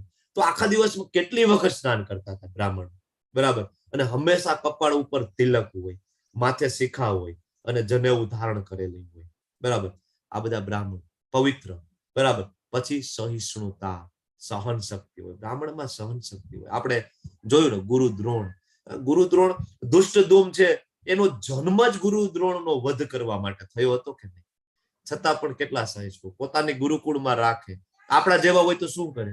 આપણી સ્કૂલમાં આપણને ખબર હોય, મારી સ્કૂલ છે, મને મારવા વાળો મારી સ્કૂલમાં ભણે છે, તો ગમે એમ કરીને આપણે અડધી રાત્રે, બરાબર, એનું કામ તમામ કરાવી દઈએ કે નહીં? ગુરુ દ્રોણ તો કે બધી વિદ્યાઓ શીખડાવે છે, બધી જ વિદ્યાઓ. ખબર છે કે આ મોટો થઈ આગળ વધીને આ વિદ્યાનો મારી ઉપર જ ઉપયોગ થવાનો છે, છતાં પણ. તો આને શું કહેવાય? શાંતિ પ્રિયતા, સહિષ્ણુતા, અને આને કહેવાય મનની પવિત્રતા. મનની અંદર પણ કોઈ અશુદ્ધિ નહીં, કે નહીં મારા આશ્રય આવ્યો છે, બરાબર, ભલે મારો શત્રુ હોય. સત્યનિષ્ઠતા, જ્ઞાન અને વિજ્ઞાન તથા ધાર્મિકતા. જ્ઞાન હતું એની અંદર, જ્ઞાન એટલે આત્માનું જ્ઞાન, વિજ્ઞાન એટલે કે પરમાત્માનું જ્ઞાન, અને ધાર્મિકતા પેલાના બ્રાહ્મણો. તો આ બધા જે ગુણ કીધા છે, જો બ્રાહ્મણ એટલે કે એની અંદર આ ક્વોલિટી હોવી જોઈએ. એક ડિગ્રી છે બ્રાહ્મણ, ઇટ્સ લાઈક અ ડિગ્રી. ધારો કે જો ડોક્ટરનો છોકરો ડોક્ટર ના કહેવાય, ડોક્ટરનો છોકરો ડોક્ટર ના કહેવાય. ક્યારે ડોક્ટર કહેવાય? તો કે ભાઈ એ મેડિકલ કોલેજમાં જઈને ભણે તો ડોક્ટર કહેવાય. કલેક્ટરનો છોકરો કલેક્ટર ના કહેવાય, એના માટે એને યુપીએસસી પાસ કરવી પડે, કલેક્ટરના ગુણો અર્જિત કરવા પડે, કલેક્ટર માટેનું એજ્યુકેશન એને લેવું પડે, તો એ કલેક્ટર કહેવાય. આપણે કહીએ છીએ કે આ દીકરો કે ભાઈ હવે આ ડોક્ટર સાહેબ છે, ભણવાની જરૂર નથી. કાં તો કે પપ્પા ડોક્ટર હતા ને એટલે આ પેઢી આખી ડોક્ટર. આવું હોય ના હોય? તો સેમ ભગવાન સમજાવે કે બ્રાહ્મણ એટલે શું? તો કે આ બધી ક્વોલિટી હોય અને એનો દીકરો હોય અને એમાં પણ આ ક્વોલિટી હોય તો એ બ્રાહ્મણ. નહીતર એનામાં જે ક્વોલિટી હોય ને, બરાબર, એ વર્ણ એનો. ધારો કે કોઈ બ્રાહ્મણ છે પણ બ્રાહ્મણનો દીકરો છે, એનામાં વીરતા છે, એનામાં ખૂબ શક્તિ છે, ખૂબ બળવાન છે, સંકલ્પ સિદ્ધ છે, એનામાં દક્ષતા છે, નિપુણ છે, યુદ્ધમાં ધૈર્ય ધારણ કરી શકે છે, એ ઉદાર છે અને નેતૃત્વ કરી શકે એવો છે, તો ભલે ને બ્રાહ્મણનો દીકરો હોય પણ એક ક્ષત્રિય છે. ભગવાન પરશુરામ, ભગવાન પોતે બ્રાહ્મણ કુટુંબમાં જન્મ લે છે પરશુરામજી, પણ કામ ક્ષત્રિય જેવું કરે છે તો એ ક્ષત્રિય છે. પરશુરામજી છે ક્ષત્રિય છે. વાલ્મીકી, ઋષિ વાલ્મીકી પેલા શું હતા? તો કે વાલિયો લૂંટારો.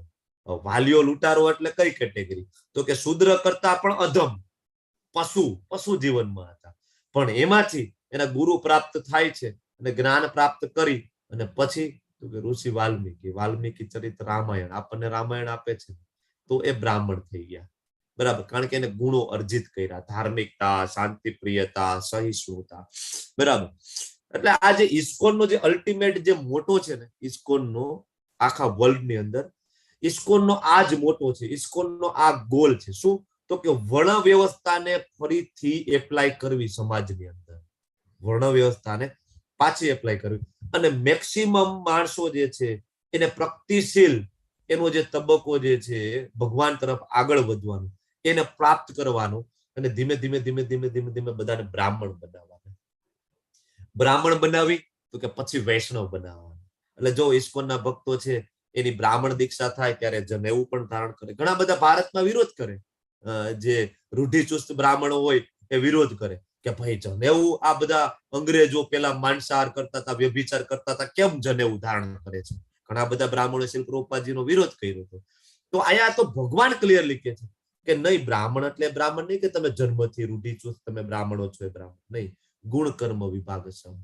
ભગવાન તો ક્લિયરલી કહે છે કે જો આ ગુણો અર્જિત કરશો તો એ બ્રાહ્મણ છે. એટલે ઇસ્કોનમાં જો બીજી દીક્ષા થાય બ્રાહ્મણ દીક્ષા, ત્યારે જનેવું. બરાબર, ઇવન પહેલી દીક્ષા, અને ઇવન પહેલી દીક્ષા ના થઈ હોય ત્યાં ભક્તો ધોતી કુર્તો પહેરવા માંડે, તિલક કરવા માંડે, બરાબર, ગળામાં કંઠી માળા હોય, શિખા રાખવા માંડે. તો આ બધું બરાબર કોના છે? ગુણો બ્રાહ્મણના. બરાબર, તો ભગવાન શું કહે છે કે ધીમે ધીમે ધીમે ધીમે બ્રાહ્મણ બનવાની આપણે કોશિશ કરવી જોઈએ, જે શિલ પ્રભુપાદજી લઈ આવે છે. ક્ષત્રિયનો દીકરો હોય, હવે એ ધારો કે લોહી જોઈને ડરી જતો હોય તો એ શેનો ક્ષત્રિય? હે, ક્ષત્રિય કોઈ માતાજીનો ધારો કે રેપ થાય છે, તો કોઈ માતાજીનું કોઈ હેરાન કરે છે, આખું ટોળું ઊભું, એમાં કેટલાય ક્ષત્રિય હોય, કોઈ દરબાર હોય, કોઈ રાજપૂત હોય, એમાંથી કોઈ સુરવીર બહાર નીકળીને આવે છે કે ના ના, મારી હાજરીમાં કોઈ નિર્દોષ ઉપર બરાબર આવી રીતના અત્યાચાર થાય હું સહન ના કરી શકું, બરાબર, ભલે મારો પ્રાણ જતો રહે. ક્યાં આવા સુરવીરો અત્યારે? ક્યાં ક્ષત્રિયો ખાલી કહેવાય કે થાર ગાડી લઈ લઈએ આપણે, સ્કોર્પિયો લઈ લઈએ, પાછળ મોટી મોટી તલવારો બે દોરાવી દઈએ, ક્ષત્રિય થઈ ગયા આપણે? નહીં. ક્ષત્રિય એટલે શું? ક્ષત્રિયો હિ પ્રજા રક્ષણમ શસ્ત્ર પ્રાણી પ્રદંડનમ. બરાબર, પરાશર મુનિ કે છે ક્ષત્રિય એટલે શું? પ્રજા રક્ષણમ, નિર્બળોની રક્ષા કરવી ક્ષત્રિયોનો ધર્મ છે. આ ક્ષત્રિય હોય તો ક્ષત્રિય કહેવાય. બરાબર, છત્રપતિ શિવાજી મહારાજ, બરાબર, સંભાજી મહારાજ, રાણા પ્રતાપ, મહારાણા પ્રતાપ, આ ક્ષત્રિય છે. અત્યારે આપણે ખાલી ગાડીની પાછળ લખાવી દઉં છું ક્ષત્રિય. ભગવાન કે નહીં, ગુણ કર્મ વિભાગ જન્મ કર્મ. હવે બીજા બે વર્ણની વાત થઈ છે, તો કે વૈશ્ય કોને કહેવાય? ખેતી, ગૌરક્ષા અને વેપાર. જે બિઝનેસમેન છે, જે ખેતી કરતો હોય, જે ગોપાલન કરતો હોય, તો એ વૈશ્ય છે. હવે આમાં પછી ધીરુભાઈ અંબાણી હોય, બરાબર, તો એ પણ વૈશ્ય કેટેગરીમાં જ આવે. પછી ભલે ને કદાચ એનો જન્મ બ્રાહ્મણમાં થયો પણ કહેવાય તો એ વૈશ્ય કેટેગરી. બરાબર, પછી છેલ્લે શ્રમ અને બીજાની સેવા કરવી, એ શૂદ્ર છે. હવે તમારો જન્મ બ્રાહ્મણમાં થયો છે પણ તમે ઇન્ફોસિસમાં જોબ કરો છો, તમે માઇક્રોસોફ્ટમાં જોબ કરો, અરે તમે ગૂગલના સીઈઓ કેમ નથી? તમે ગૂગલના સીઈઓ હોય, તમે ભલે સુંદર પિચાઈ હોય, તમારો જન્મ બ્રાહ્મણ કુટુંબમાં થયો હોય, પણ તમે શું કરો છો? તો કે તમે જોબ કરો છો, તમે બીજાની અંડરમાં કામ કરો છો, તમે બીજાની સેવા કરો છો, તો તમે શૂદ્ર છો. બરાબર, તો હવે આનો અર્થ એ થાય કળિયુગની અંદર 99.9999% કેવા છે? શૂદ્ર. એટલે મહાપ્રભુ આવ્યા તો મહાપ્રભુએ એવું કીધું કે કળિયુગની અંદર કોઈ બ્રાહ્મણ નથી, કોઈ ક્ષત્રિય નથી, કોઈ વૈશ્ય નથી, તો કે બધા જ શૂદ્ર છે. કારણ કે બધા જ બીજાની સેવા કરી રહ્યા છે. કોઈ ભગવાનની સેવા કરવા માટેનું વિચારતું નથી, બીજાની સેવા કરે છે. કોઈ કંપનીમાં સેવા કરી રહ્યું છે, કોઈ નોકરીની માલિકની સેવા કરી રહ્યું છે. બરાબર, ઇવન આપણે બિઝનેસ કરીએ તોય આપણે બીજાની સેવા કરીએ. ધારો કે હું ડોક્ટર છું, બરાબર, ડોક્ટર છે શું કરીએ છીએ? તો કે પૈસા લઈને દર્દીઓની સેવા કરીએ છીએ. આમાં કે કૃષ્ણ છે? તો કે ના. બરાબર, તો આ પણ શૂદ્ર જ છે, ભલે ને તમે ડોક્ટર હોય. હવે આપણે ડોક્ટરને કે ધારો કે આઈઆઈટી નો મોટો બિઝનેસમેન હોય, આપણે એને અડી જાય તો આપણે એમ કહી છે કે બરાબર, ઓહ રામ રામ રામ રામ, હવે મારે નાવું પડશે. કા? તો કે આઈઆઈટી છે ને અડી ગયો, હું એન્જિનિયર ને અડી ગયો, આપણે આવું કહીએ. શૂદ્ર તો એ છે, શાસ્ત્ર મુજબ તો એ શૂદ્ર જ છે.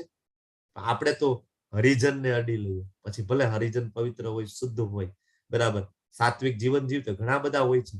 હરિજન હોય છે, દલિત હોય છે, સારું જીવન જીવતા હોય, શુદ્ધ હોય, પવિત્ર હોય.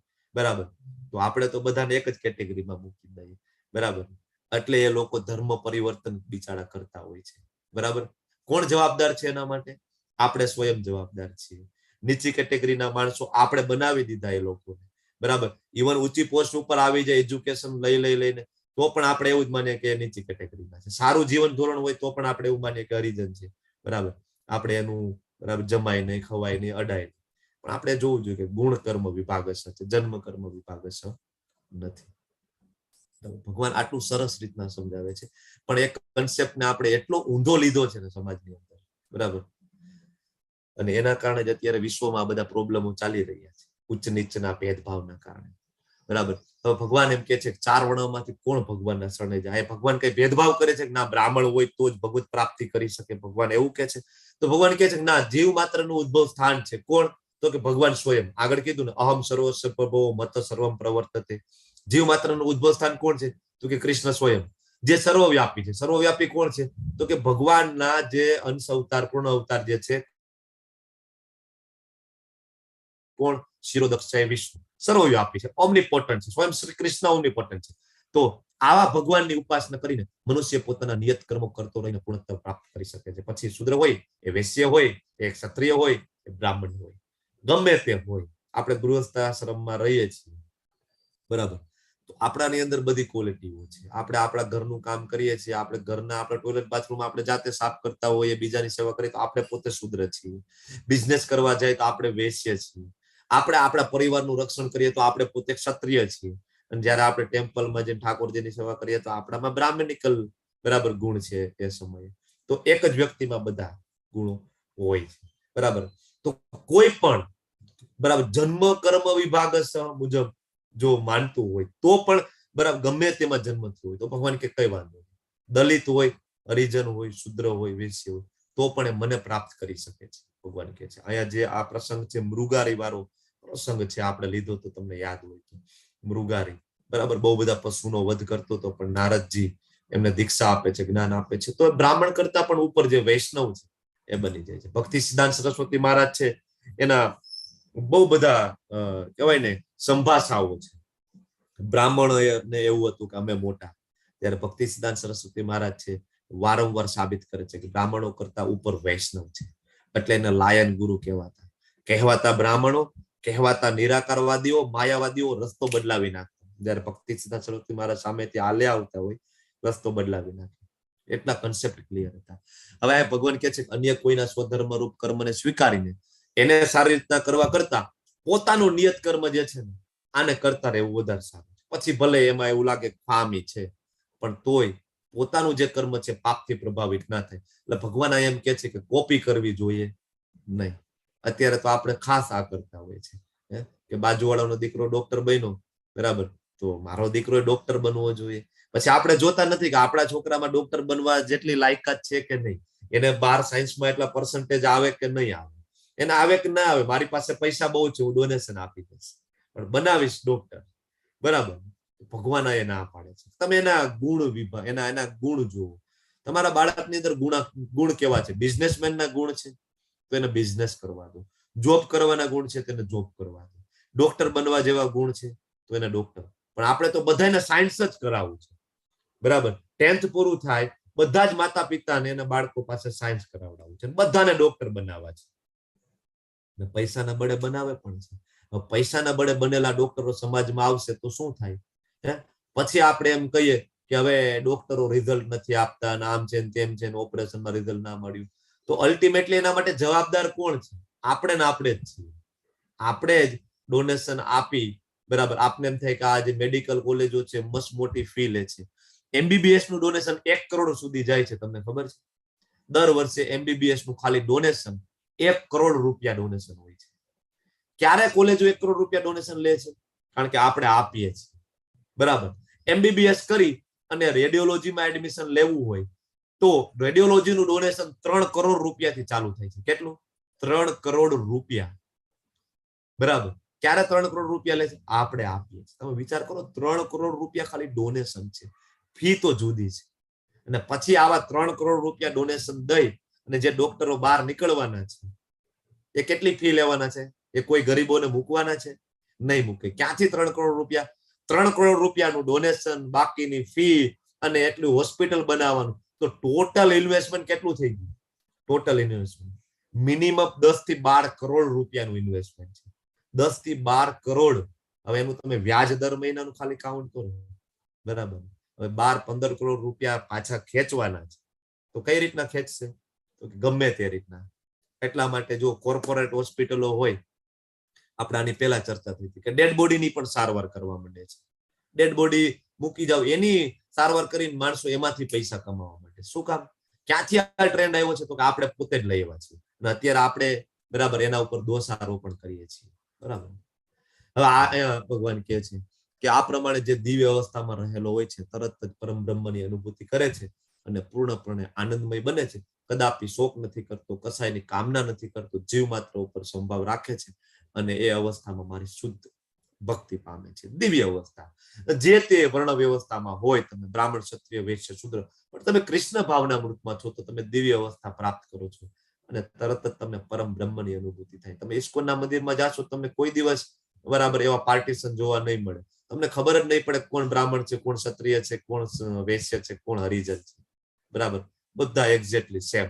વર્લ્ડના કોઈ પણ ટેમ્પલમાં જાઓ, ક્યારેય તમને એવો ભેદભાવ નહીં જોવા મળે કે આ જે કાળો છે, આ ગોરો છે, અમેરિકન છે, ઇન્ડિયન છે. બરાબર. કારણ કે ભગવાન કહી ગયા છે. હવે આ ભગવાન કહે છે 55મા શ્લોકમાં શું કહે છે કે મને કોણ જાણી શકે છે? આની પહેલા પણ આપણે ચર્ચા થઈ હતી. તો ભગવાન આ છેલ્લા સ્ટેટમેન્ટ આપી રહ્યા છે. ભગવાન અહીંયા ક્લિયર ફરીથી કહે છે ભક્ત્યા મામ અભિજાનાતિ. મને માત્ર ને માત્ર મારા ભક્તો જાણે છે કે હું પૂર્ણ પુરુષોત્તમ પરમેશ્વર છું. કોનથી મહારાણીને ખબર હતી કે આ છે નારાયણ છે, પણ ધૃતરાષ્ટ્રને ખબર નહોતી. એક જ ઘરમાં રહેતા હતા, એક જ ઘરમાં રહેતા હતા. અર્જુનજીને ખબર હતી કે આ ભગવાન છે, બરાબર, પણ દુર્યોધનને ખબર નહોતી. દુર્યોધન તો એવું માનતું આ કોઈ માયાવી છે, આ છે કોઈ છલીઓ છે. દુર્યોધન એવું કહેતા, બરાબર. ત્યારે અર્જુન ને ખબર હતી કે આ તો સ્વયં ભગવાન છે. આની પહેલા આપણે ભણી ગયા કે ભગવાન પોતે કહે છે કે હું મૂર્ખાઓની સામે પ્રગટ થતો નથી. નાહમ પ્રકાશ સર્વસ્ય યોગ માયા સમાવૃત મૂઢોયમ ના વિચાર. મૂર્ખાઓ મને જાણી શકે નહીં. એટલે ભગવાન એ કહે છે કેવળ ભક્તિ દ્વારા તમે મને ઓળખી શકો છો અને તમે એક વખત ઓળખશો તો તમે મારી ભક્તિમાં આવશો અને ભક્તિમાં આવશો તો તમે મારી પૂર્ણ ચેતનામાં સ્થિત થશો અને તો જ તમે વૈકુંઠ જગતમાં પ્રવેશ કરી શકશો. વૈકુંઠમાં જવા માટેનો એક જ રસ્તો છે કૃષ્ણની ભક્તિ. આના સિવાય કોઈ પણ બીજો ઓપ્શન તમારી પાસે છે નહીં. જો ધામમાં જવાની ઈચ્છા હોય, જન્મ મૃત્યુમાંથી છૂટવાની ઈચ્છા હોય તો માત્ર કૃષ્ણ ભક્તિ. ને ભક્તિ એટલે કેવી ભક્તિ? ખાલી બાર થી કરવાની, સવારે 5 મિનિટ મંદિરમાં જઈને ટીંગ ટીંગ ટીંગ ટીંગ ટીંગ કરી લીધું, સાંજે 5 મિનિટ, એવી ભક્તિ નહીં. મધમાખીને મધનો ટેસ્ટ કરવો હોય ને તો ઢાંકણું ખોલવું પડે અને પછી મધ ચાટવું પડે અંદરથી. ઢાંકણું ખોલી અને ડીપ ડાય કરવું પડે. ગોતાખોર હોય, સમુદ્રમાંથી એને મોતી શોધવો હોય ને એને ડીપ ડાય કરવું પડે, વારંવાર ડાય કરવું પડે. ઘણી વખત તો નિષ્ફળતા પણ પ્રાપ્ત થાય, મોતી મળે નહીં તો એ નાસીપાસ ના થાય. બીજી વખત ડીપ ડાય, સમુદ્રના તળિયા સુધી જાય અને એક વખતે મોતી લઈને આવે. સેમ હોય એ રીતના જો કૃષ્ણ પ્રાપ્ત કરવા હોય તો ડીપ ડાય કરવું પડે. વારંવાર લેવલ 1, લેવલ 2, લેવલ 3, લેવલ 4, ભક્તિ શાસ્ત્રી, શ્રીમદ ભાગવતમ ડીપ ડાઇવ કરવું પડે. આપણને એમ થાય કે ના એક વખત હું લેવલ 1 કરી લઉં, મોટો ભક્ત થઈ જાઉં, કૃષ્ણ મને પ્રાપ્ત થઈ જાય. ના, ડીપ ડાઇવ કરવું પડે, વારંવાર અભ્યાસ કરવું પડે, વારંવાર. ત્યારે કોન્શિયસનેસ ચેન્જ થાય. કોન્શિયસનેસ ને કેવી બનાવવાની છે? તો કે કૃષ્ણ કોન્શિયસનેસ. એ તો આપણું નામ છે ઇસ્કોન. ઇસ્કોન એટલે શું છે? બરાબર, બધાને કૃષ્ણ કોન્શિયસનેસ કરવાના છે એટલે ઇસ્કોન છે. ડીપ ડાઇવ કરવાની છે તો ભગવાન અવશ્ય પ્રાપ્ત થાય છે. અને ડીપ ડાઇવ કરશું તો કૃષ્ણ જરૂરથી પ્રાપ્ત થાય. તમે ધારો કે એમ્યુઝમેન્ટ પાર્કમાં ગયા હોય તો તમારે બધા વોટર પાર્કમાં ગયા છો, તમને ઓલો બેલ્ટ આપે, બેલ્ટ બાંધી દે હાથમાં, પછી બેલ્ટ બાંધેલો હોય ને એ લોકોને એન્ટ્રી મળે. સેમ ભક્તિ કરશો, ગળામાં કંઠી માળા ધારણ કરશો, કપાળ ઉપર તિલક હશે તો જ વૈકુંઠ જગતમાં પ્રાપ્તિ થવાની છે. બેલ્ટ છે, બરાબર, કરવું પડશે. હવે ભગવાન કહે છે કે આવી રીતના જે કોઈ મારી ભક્તિમાં હોય તો એ મારા રક્ષણમાં છે. ભગવાન કહે છે મારો ભક્ત છે કેવો છે? તો કે મારા રક્ષણમાં છે. અને તમને એવું લાગશે કે બધા કાર્યો કરે છે, બરાબર, એ સવારે બરાબર બિઝનેસ કરે છે, જોબ ઉપર જાય છે, બધું કામ કરે છે, આખો દિવસ લેપટોપમાં બેઠા બેઠા કંઈક ને કંઈક પીપીટી બનાવે છે, કંઈક ને કંઈક ઈમેલ કરી રહ્યા છે, ધારો કે ટેમ્પલમાં જે ટેમ્પલ પ્રેસિડેન્ટ હોય તો બહુ બધી એની વ્યવસ્થા સાચવવાની હોય, મેનેજમેન્ટ કરવાનું, બધું કરવાનું. તો ઘણીવાર આપણે મંદિરમાં જઈએ તો આપણે એવું લાગે કે આ મારી જેમ આ જ કરી રહ્યા છે આખો દી, બરાબર, પૈસાનો વહીવટ સંભાળવાનો, બરાબર, બધાને જે આપણે કામની વહેંચણી કરવાની, આપણે તો આ કરીએ છીએ, આ કરે, આ ફેર શું છે? તો ભગવાન એમ કે છે કે મારા રક્ષણમાં છે. તમને એવું લાગે કે બધું કાર્ય કરે છે, છતાં મારી કૃપાથી એને સનાતન ધામ અવશ્ય પ્રાપ્ત થશે. બરાબર. હવે ભગવાન એ કહે છે કે આપણે જો આવી રીતના ભક્તિમાં આગળ વધીશું અને ભગવાન માં ચિત્ત પોરવીશું, મચ્ચિત્તા. શું કે છે ભગવાન? આની પહેલા પણ ભગવાને કીધું મન ના, મારામાં મન પોરવી દે. ભગવાન એ કહે છે મારામાં ચિત્ત તું પોરવી દઈશ તો તું મારી કૃપાથી બધ જીવનના સર્વ વિઘ્નોને ઓળંગી જઈશ. સર્વ દુર્ગાણી. આપણે આ વિઘ્નો એટલે કે દુઃખ માંથી બહાર નીકળવા માટે સવારથી લઈને રાત સુધી પ્રયત્ન કરીએ છીએ કે આટલા પૈસા મળી જશે તો હું સુખી થઈ જઈશ, આ હું કાર લઈ લઈશ તો હું સુખી થઈ જઈશ, મારે સંતાનો નથી, મને એક દીકરો પ્રાપ્ત થઈ જાય હું સુખી થઈ જઈશ, મારા લગ્ન નથી થતા, 35 વર્ષ થઈ ગયા, 40 વર્ષ થઈ ગયા, જો મારા લગ્ન થઈ જાય હું સુખી થઈ જઈશ. સવારથી લઈને સાસુ ઇવન મૃત્યુ પર્યંત એક જ વસ્તુ પાછળ ભાગ્ય છે. શેની પાછળ? સુખી થવા માટે, અલ્ટિમેટલી ભોગ પાછળ. તો ભગવાન કહે છે કે આ બધા વિઘ્નો છે ને મારી કૃપાથી તું ઓળંગી જઈશ. કઈ રીતના? તો કે મારામાં મન પોરવી દે. પણ તું મિથ્યા અહંકાર વશ તને એવું લાગશે કે ના હું જ બધું કરી લઈશ અને તું આવી ચેતનામાં આવીશ નહીં, તો ભગવાન એમ કે છે મારી વાત નહીં સાંભળી તો તું નષ્ટ થઈ જઈશ. નષ્ટ થઈ જશે એટલે હું ફાટીને બ્લાસ્ટ થઈ જાય. નષ્ટ થઈ જવું એટલે શું? તો કે અધમથી અધમ જીવન પ્રાપ્ત થશે. તને મનુષ્ય જીવન પ્રાપ્ત થયું હતું ને મને પ્રાપ્ત કરવા માટે, પણ તે તો ઉલટાનું મનુષ્ય જીવનનો ઉપયોગ કર્યો. શેના માટે? તો કે ગરોળી બનવા માટે, વંદો બનવા માટે, કૂતરો બનવા માટે તે મનુષ્ય જીવનનો ઉપયોગ કરી લીધો છે. ગમે એવો મોટો તરવૈયો હોય ને, વિશ્વ વિખ્યાત હોય, સમુદ્ર આખો પાર ના કરી શકે. થોડી વાર આમથી આમ કેવો હવા ત્યાં મારી શકે, બરાબર, અડધો કિલોમીટર, કિલોમીટર, 2 કિલોમીટર, પણ પછી તો એને બચવા માટેનો એક જ સહારો છે. કોણ? તો કે બોટ આવે અને હાથ પકડીને બોટમાં બેસાડે તો બચી શકે. સેમ ભગવાન એમ કે છે ગમે એટલી મહેનત કરી લો તમે, બરાબર, સંસાર સાગર માંથી પાર કરવું હોય ને તો કૃષ્ણ ભક્તિ સિવાય કોઈ ઓપ્શન નથી. અને કેટલું સરળ ભગવાન કે છે બનાવી દઈશ. તો કે ગાય છે એ ચાલતી હોય અને જમીન ઉપર જે એના પગની જે છાપ પડે અને એની અંદર તમે પાણી ભરી દો, બરાબર, આમાં પાણી ભરેલું હોય તો નાનું બાળક પણ આને ટપી જાય. 2 વર્ષનું બાળક ચાલતા શીખ્યું હોય ને એ પણ આને ટપી જાય. તો ભગવાન કે એટલું તમારા માટે હું ઈઝી કરી દઈશ આ સંસાર સાગરને પાર કરવા માટે. બરાબર, સરસ મજાનું પિક્ચર છે ને. શું કામ આપણે બધા, બરાબર, 2 હાથ ઊંચા કરીને બોલીએ છીએ હરે કૃષ્ણ કૃષ્ણ કૃષ્ણ હરે હરે, હરે રામ રામ રામ. આપણે કૃષ્ણને બોલાવીએ છીએ ભગવાન લઈ જાઓ સંસાર સાગરમાંથી. અને સ્વયં કૃષ્ણ આવે છે ગરુડ મહારાજ ઉપર બેસીને. શાસ્ત્રોમાં વર્ણન છે, ભગવાન એમ કે છે કે હું પોતે આવું છું. ભગવાન એના અધિકારીઓને મોકલી શકે ને. ભગવાન પાસે બહુ બધા અધિકારીઓ, દેવી દેવતાઓ, એમના પાર્ષદો બધા છે, પણ ભગવાન શું કે છે કે નહીં, હું પોતે આવીશ, હું પોતે આવીશ અને તમને છોડાવીને લઈ જઈશ. બરાબર, પણ આપણે તો ભગવાનને બોલાવતા જ નથી, ઈચ્છા જ નથી કરતા ને. બરાબર. હવે અહીંયા ભગવાન, હવે અર્જુન બોલે છે, અહીંયા ભગવાન કહે છે કે હે અર્જુન, પરમેશ્વર જીવ માત્ર હૃદયમાં વસે છે. ભૌતિક શક્તિના બનેલા આ યંત્ર ઉપર આરૂઢ થયેલા સર્વ જીવોને પોતાની માયાથી પ્રવણ કરાવી રહ્યા છે. આ એક મશીન છે, આ શરીર છે શું છે? યંત્ર.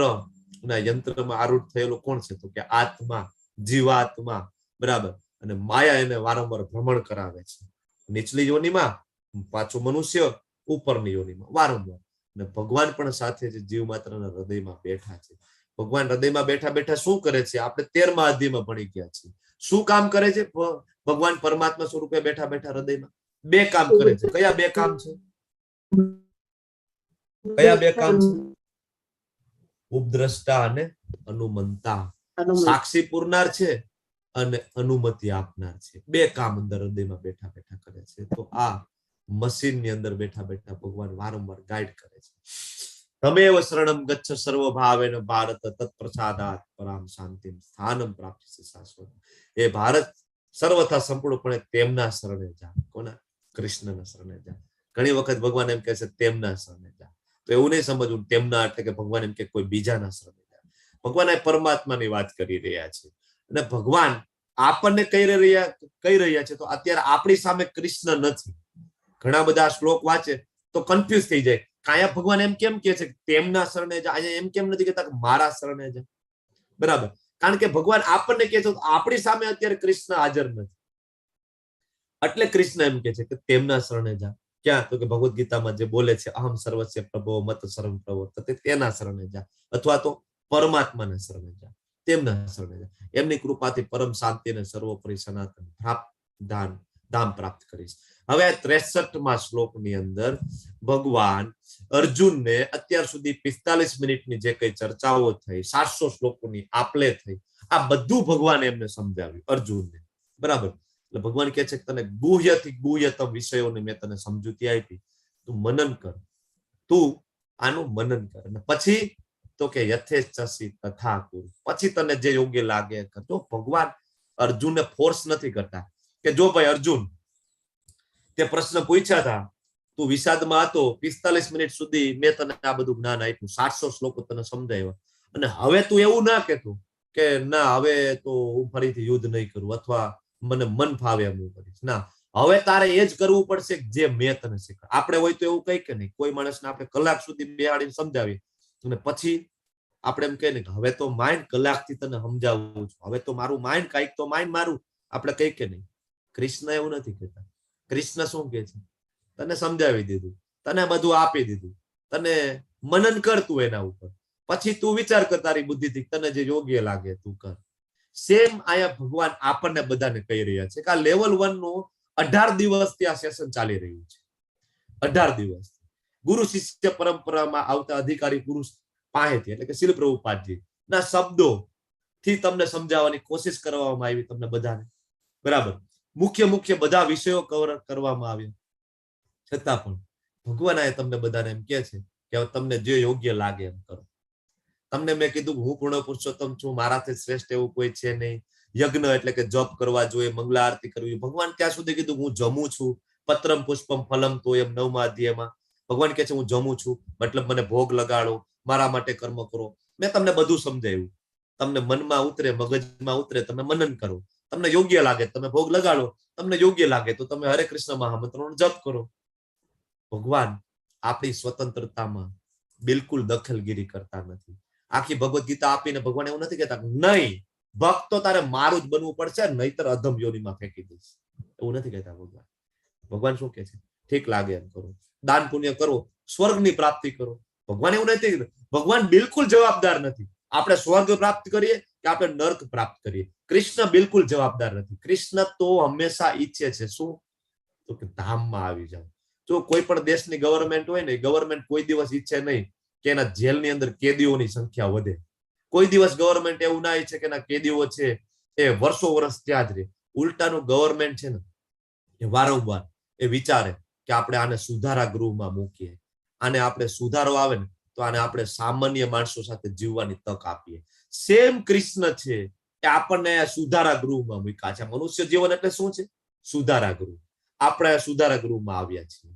પાપ કર્મ તો આપણે બરાબર અનંત યોનિઓમાં આપણે અનંત જન્મોથી કરીએ છીએ, સુધારા ગૃહમાં મૂક્યા છે. કૃષ્ણ તો ઈચ્છે છે કે મનુષ્ય જન્મમાં આપણે સુધરી ને ધામ પ્રાપ્ત કરીએ, પણ પછી ઈચ્છા તમારી છે, ઈચ્છા આપણી છે.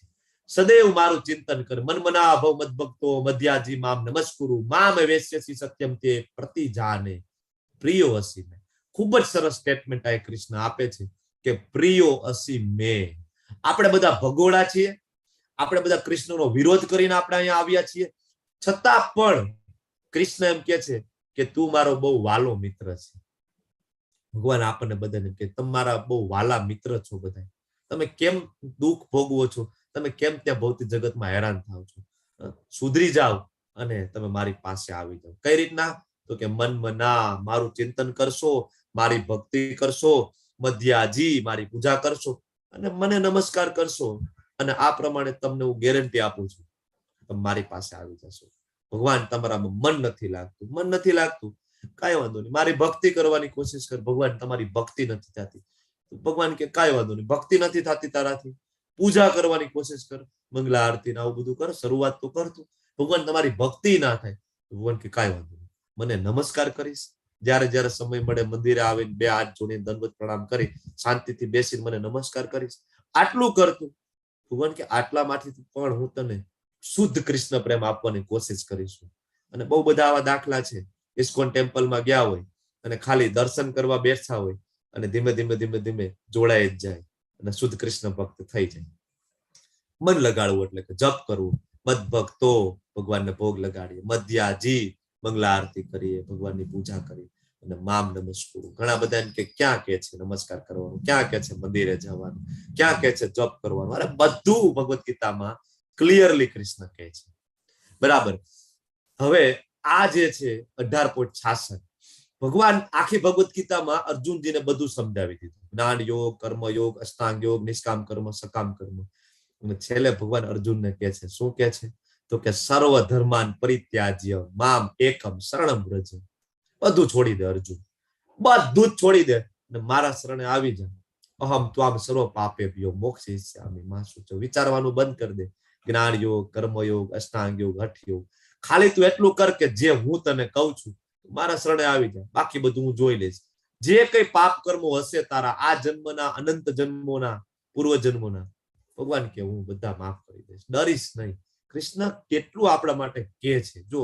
નહીતર કૃષ્ણ એવું કે ને ના ના અનંત જન્મોના પાપ કર્મો છે ને પેલા તમે ભોગવીને આવો, આવું કહી શકે ને? ના, તમે એના કર્મોના ફળ ભોગવીને આવો ભાઈ. તમે રેપ કર્યો છે, તમે ચોરી કરી છે, તમે જુગાર રમ્યો છે, બરાબર, આ બધું છે ને તમે એના ફળ ભોગવીને આવો. કૃષ્ણ આવું નથી કહેતા. કેટલા દયાળુ છે, કેટલા કૃપાળુ છે નિત્યાનંદ પ્રભુની જેમ.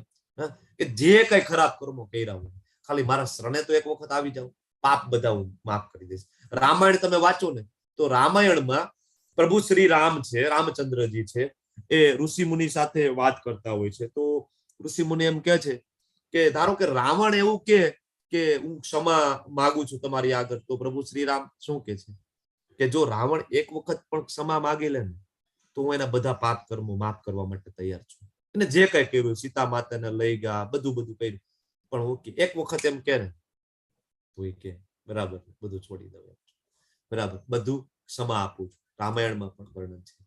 હવે જે મનુષ્ય આ 68 અને 69 2 શ્લોક છે, એના કારણે વિશ્વની અંદર બધા ઇસ્કોનના ભક્તો છે એ બુક ડિસ્ટ્રીબ્યુશનમાં જાય, ક્લાસ લે, વારંવાર બરાબર પ્રીચિંગ કરે, બધાને સમજાવે. શું કામ? તો કે આ 2 શ્લોક એવા છે 68 અને 69 જેમાં કૃષ્ણ એમ કે છે કે જે મનુષ્ય ભક્તોને આ પરમ રહસ્ય બતાવે છે શુદ્ધ ભક્તિ પ્રાપ્ત કરે છે. તમે કોઈ બીજાને ભગવદ ગીતાનું જ્ઞાન આપો છો, તમે શુદ્ધ ભક્તિ પ્રાપ્ત કરો છો અને અંતે મારી પાસે આવશે, આમાં લેસ માત્ર શંકા નથી. એટલે હું તમને વારંવાર કહું તમે બધા પ્રચાર કરો. તમારાથી બીજું કાંઈ ના થાય ને તો તમે તમારા વોટ્સએપમાં, ફેસબુકમાં, ઇન્સ્ટાગ્રામમાં તમે તમારા મિત્રોને, રિલેટિવને ટેલિફોનિક કોન્ટેક્ટ કરીને કહો કે આવો સરસ ક્લાસ ચાલે છે, તમને સારું લાગ્યું છે, તમે બીજાને ઇન્ફોર્મ કરો, તમે એને જોઈન કરો, બરાબર. તો ભગવાન એમ કે છે કે આ રહસ્ય તમે બીજાને કહેશો ને તમે શુદ્ધ ભક્તિમાં સ્થિત થઈ જશો અને તમે ધામમાં આવશો. આ ભગવાન ગેરંટી આપે છે. હું તમને ગેરંટી આપું, તમે આટલું કરશો ને, પ્રચાર કરશો ને, તમે ધામમાં આવશો, બરાબર. તો હજી ભગવાન અહીંયા આગળ કહે છે, શું કહે છે? હજી એમાં એક કહેવાય ને કે એ વાત ઉપર એક મોર પીછ ઉમેરે છે. શું? તો કે જે લોકો પ્રચાર કરે છે, બીજાને કૃષ્ણ ભાવનામૃતનો પ્રચાર કરે છે, લેક્ચર લે છે, કોર્સની સેવા આપે, એડમિનની સેવા આપે છે, બરાબર, પછી બુક ડિસ્ટ્રીબ્યુશન કરે છે, પ્રસાદ વિતરણ કરે છે, કોઈ પણ કૃષ્ણ પ્રચાર રિલેટેડ કોઈ પણ કાર્ય કરે છે તો ભગવાન એમ કે છે કે અન્ય કોઈ સેવક મને વધારે પ્રિય છે નહીં, હતો નહીં ને થાશે પણ નહીં. કોના કરતા? તો કે જે મારા જ્ઞાનનો પ્રચાર કરે છે, બરાબર. ભગવાન એવું નથી કહેતા કે હિમાલયની ગુફામાં જાય ને એ મને સૌથી પ્રિય છે. ભગવાન એવું નથી કહેતા કે વેદો વાંચીને વેદો કંઠસ્થ કરી લે ને ગ્રામરમાં એકદમ જોરદાર પાવરફુલ હોય ને એ મને પ્રિય છે. ભગવાન એવું નથી કહેતા. ભગવાન એવું નથી કહેતા નિષ્કામ કર્મયોગી, સકામ કર્મયોગી મોટો દાનવીર કર્ણ હોય ને ભગવાન કે મને બહુ પ્રિય છે, એવું કે છે? ભગવાન કે નહીં, મને પ્રિય કોણ છે? મારો ભક્ત મને બહુ પ્રિય છે, જે મારા જ્ઞાનનો પ્રચાર કરે છે. અને ભગવાન કહે છે કે હું જાહેર કરું છું, જે મનુષ્ય આપણા સંવાદનું અધ્યયન કરે છે પોતાની બુદ્ધિથી મારી પૂજા કરે છે. જો 18 દિવસથી આપણે 1 કલાક, ક્યારેક 1.5 કલાક, ક્યારેક 1.5-2 કલાક રોજ જે આપણે બધા સવારમાં મળીએ છીએ, શું કરીએ છીએ 18 દિવસથી આપણે? ભગવાન કહે છે બુદ્ધિથી તમે મારી પૂજા કરો છો. આપણે જનરલી મંદિરમાં બેસીને પૂજા કરીએ, કેટલી વાર કરી શકીએ? 2 મિનિટ, 5 મિનિટ, 7 મિનિટ, 10 મિનિટ, એનાથી વધારે પૂજા કરી શકાય? તો કે ના. પણ આપણે 18 દિવસથી રોજ 1.5 કલાક પૂજા કરી રહ્યા છીએ કૃષ્ણ. બરાબર, આ પૂજા છે.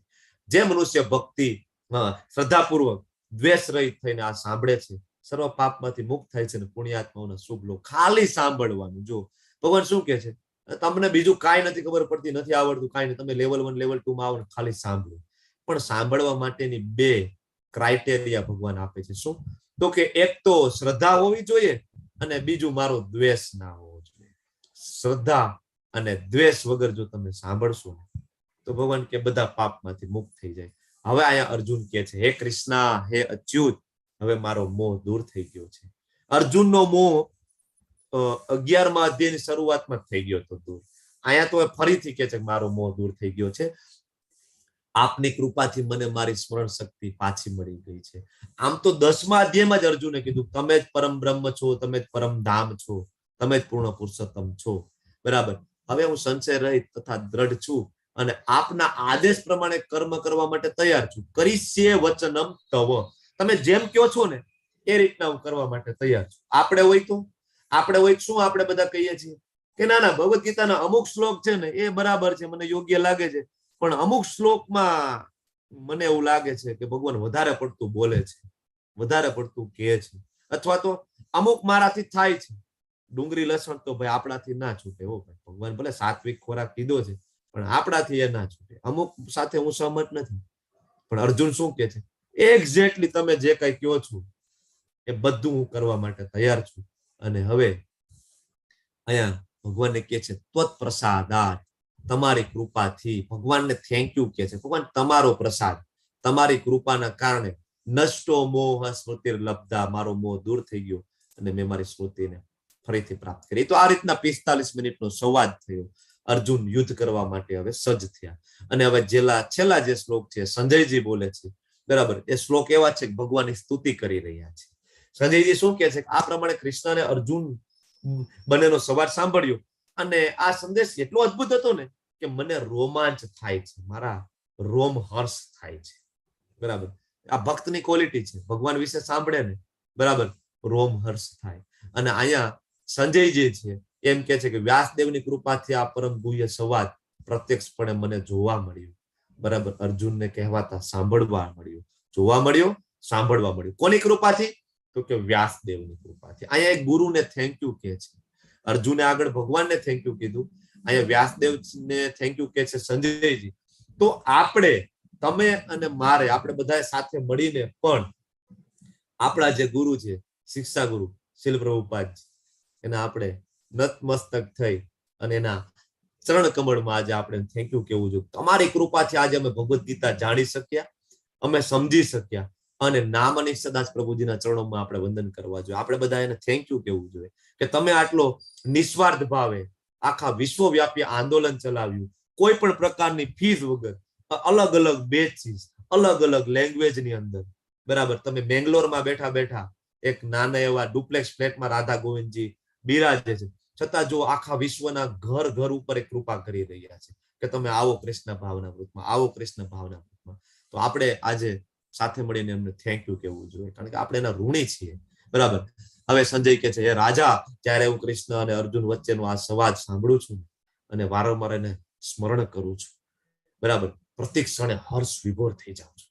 સંજય શું કે છે કે હું વારંવાર, એવું નહીં કે એકવાર લેવલ 1 પૂરું થઈ ગયું બસ બસ બસ હવે હું જ્ઞાની થઈ ગયો. સંજય એમ કે છે હું તો વારંવાર એને વાગોડું છું, વારંવાર ફરીથી એને યાદ કરું છું. ભગવાન આમ કીધું તું, અર્જુને આ જવાબ આપ્યો, ભગવાને આ જવાબ આપ્યો, અર્જુને આ પ્રશ્ન પૂછ્યો. વારંવાર હું એને વાગોડું છું અને એનાથી મને હર્ષ વિભોર થાય છે. આ ભગવાનના ભક્તોનું ગુણો છે. અને છેલ્લા શ્લોકની અંદર સંજયજી છે એ ભગવાનની સ્તુતિ કરે છે અને ડિક્લેર કરે છે. શું ડિક્લેર કરે છે? તો કે યત્ર યોગેશ્વર કૃષ્ણો યત્ર પાર્થો ધનુર્ધર તત્ર શ્રી વિજયો ભૂતિ ધ્રુવા નિતિર મતિર્મમ.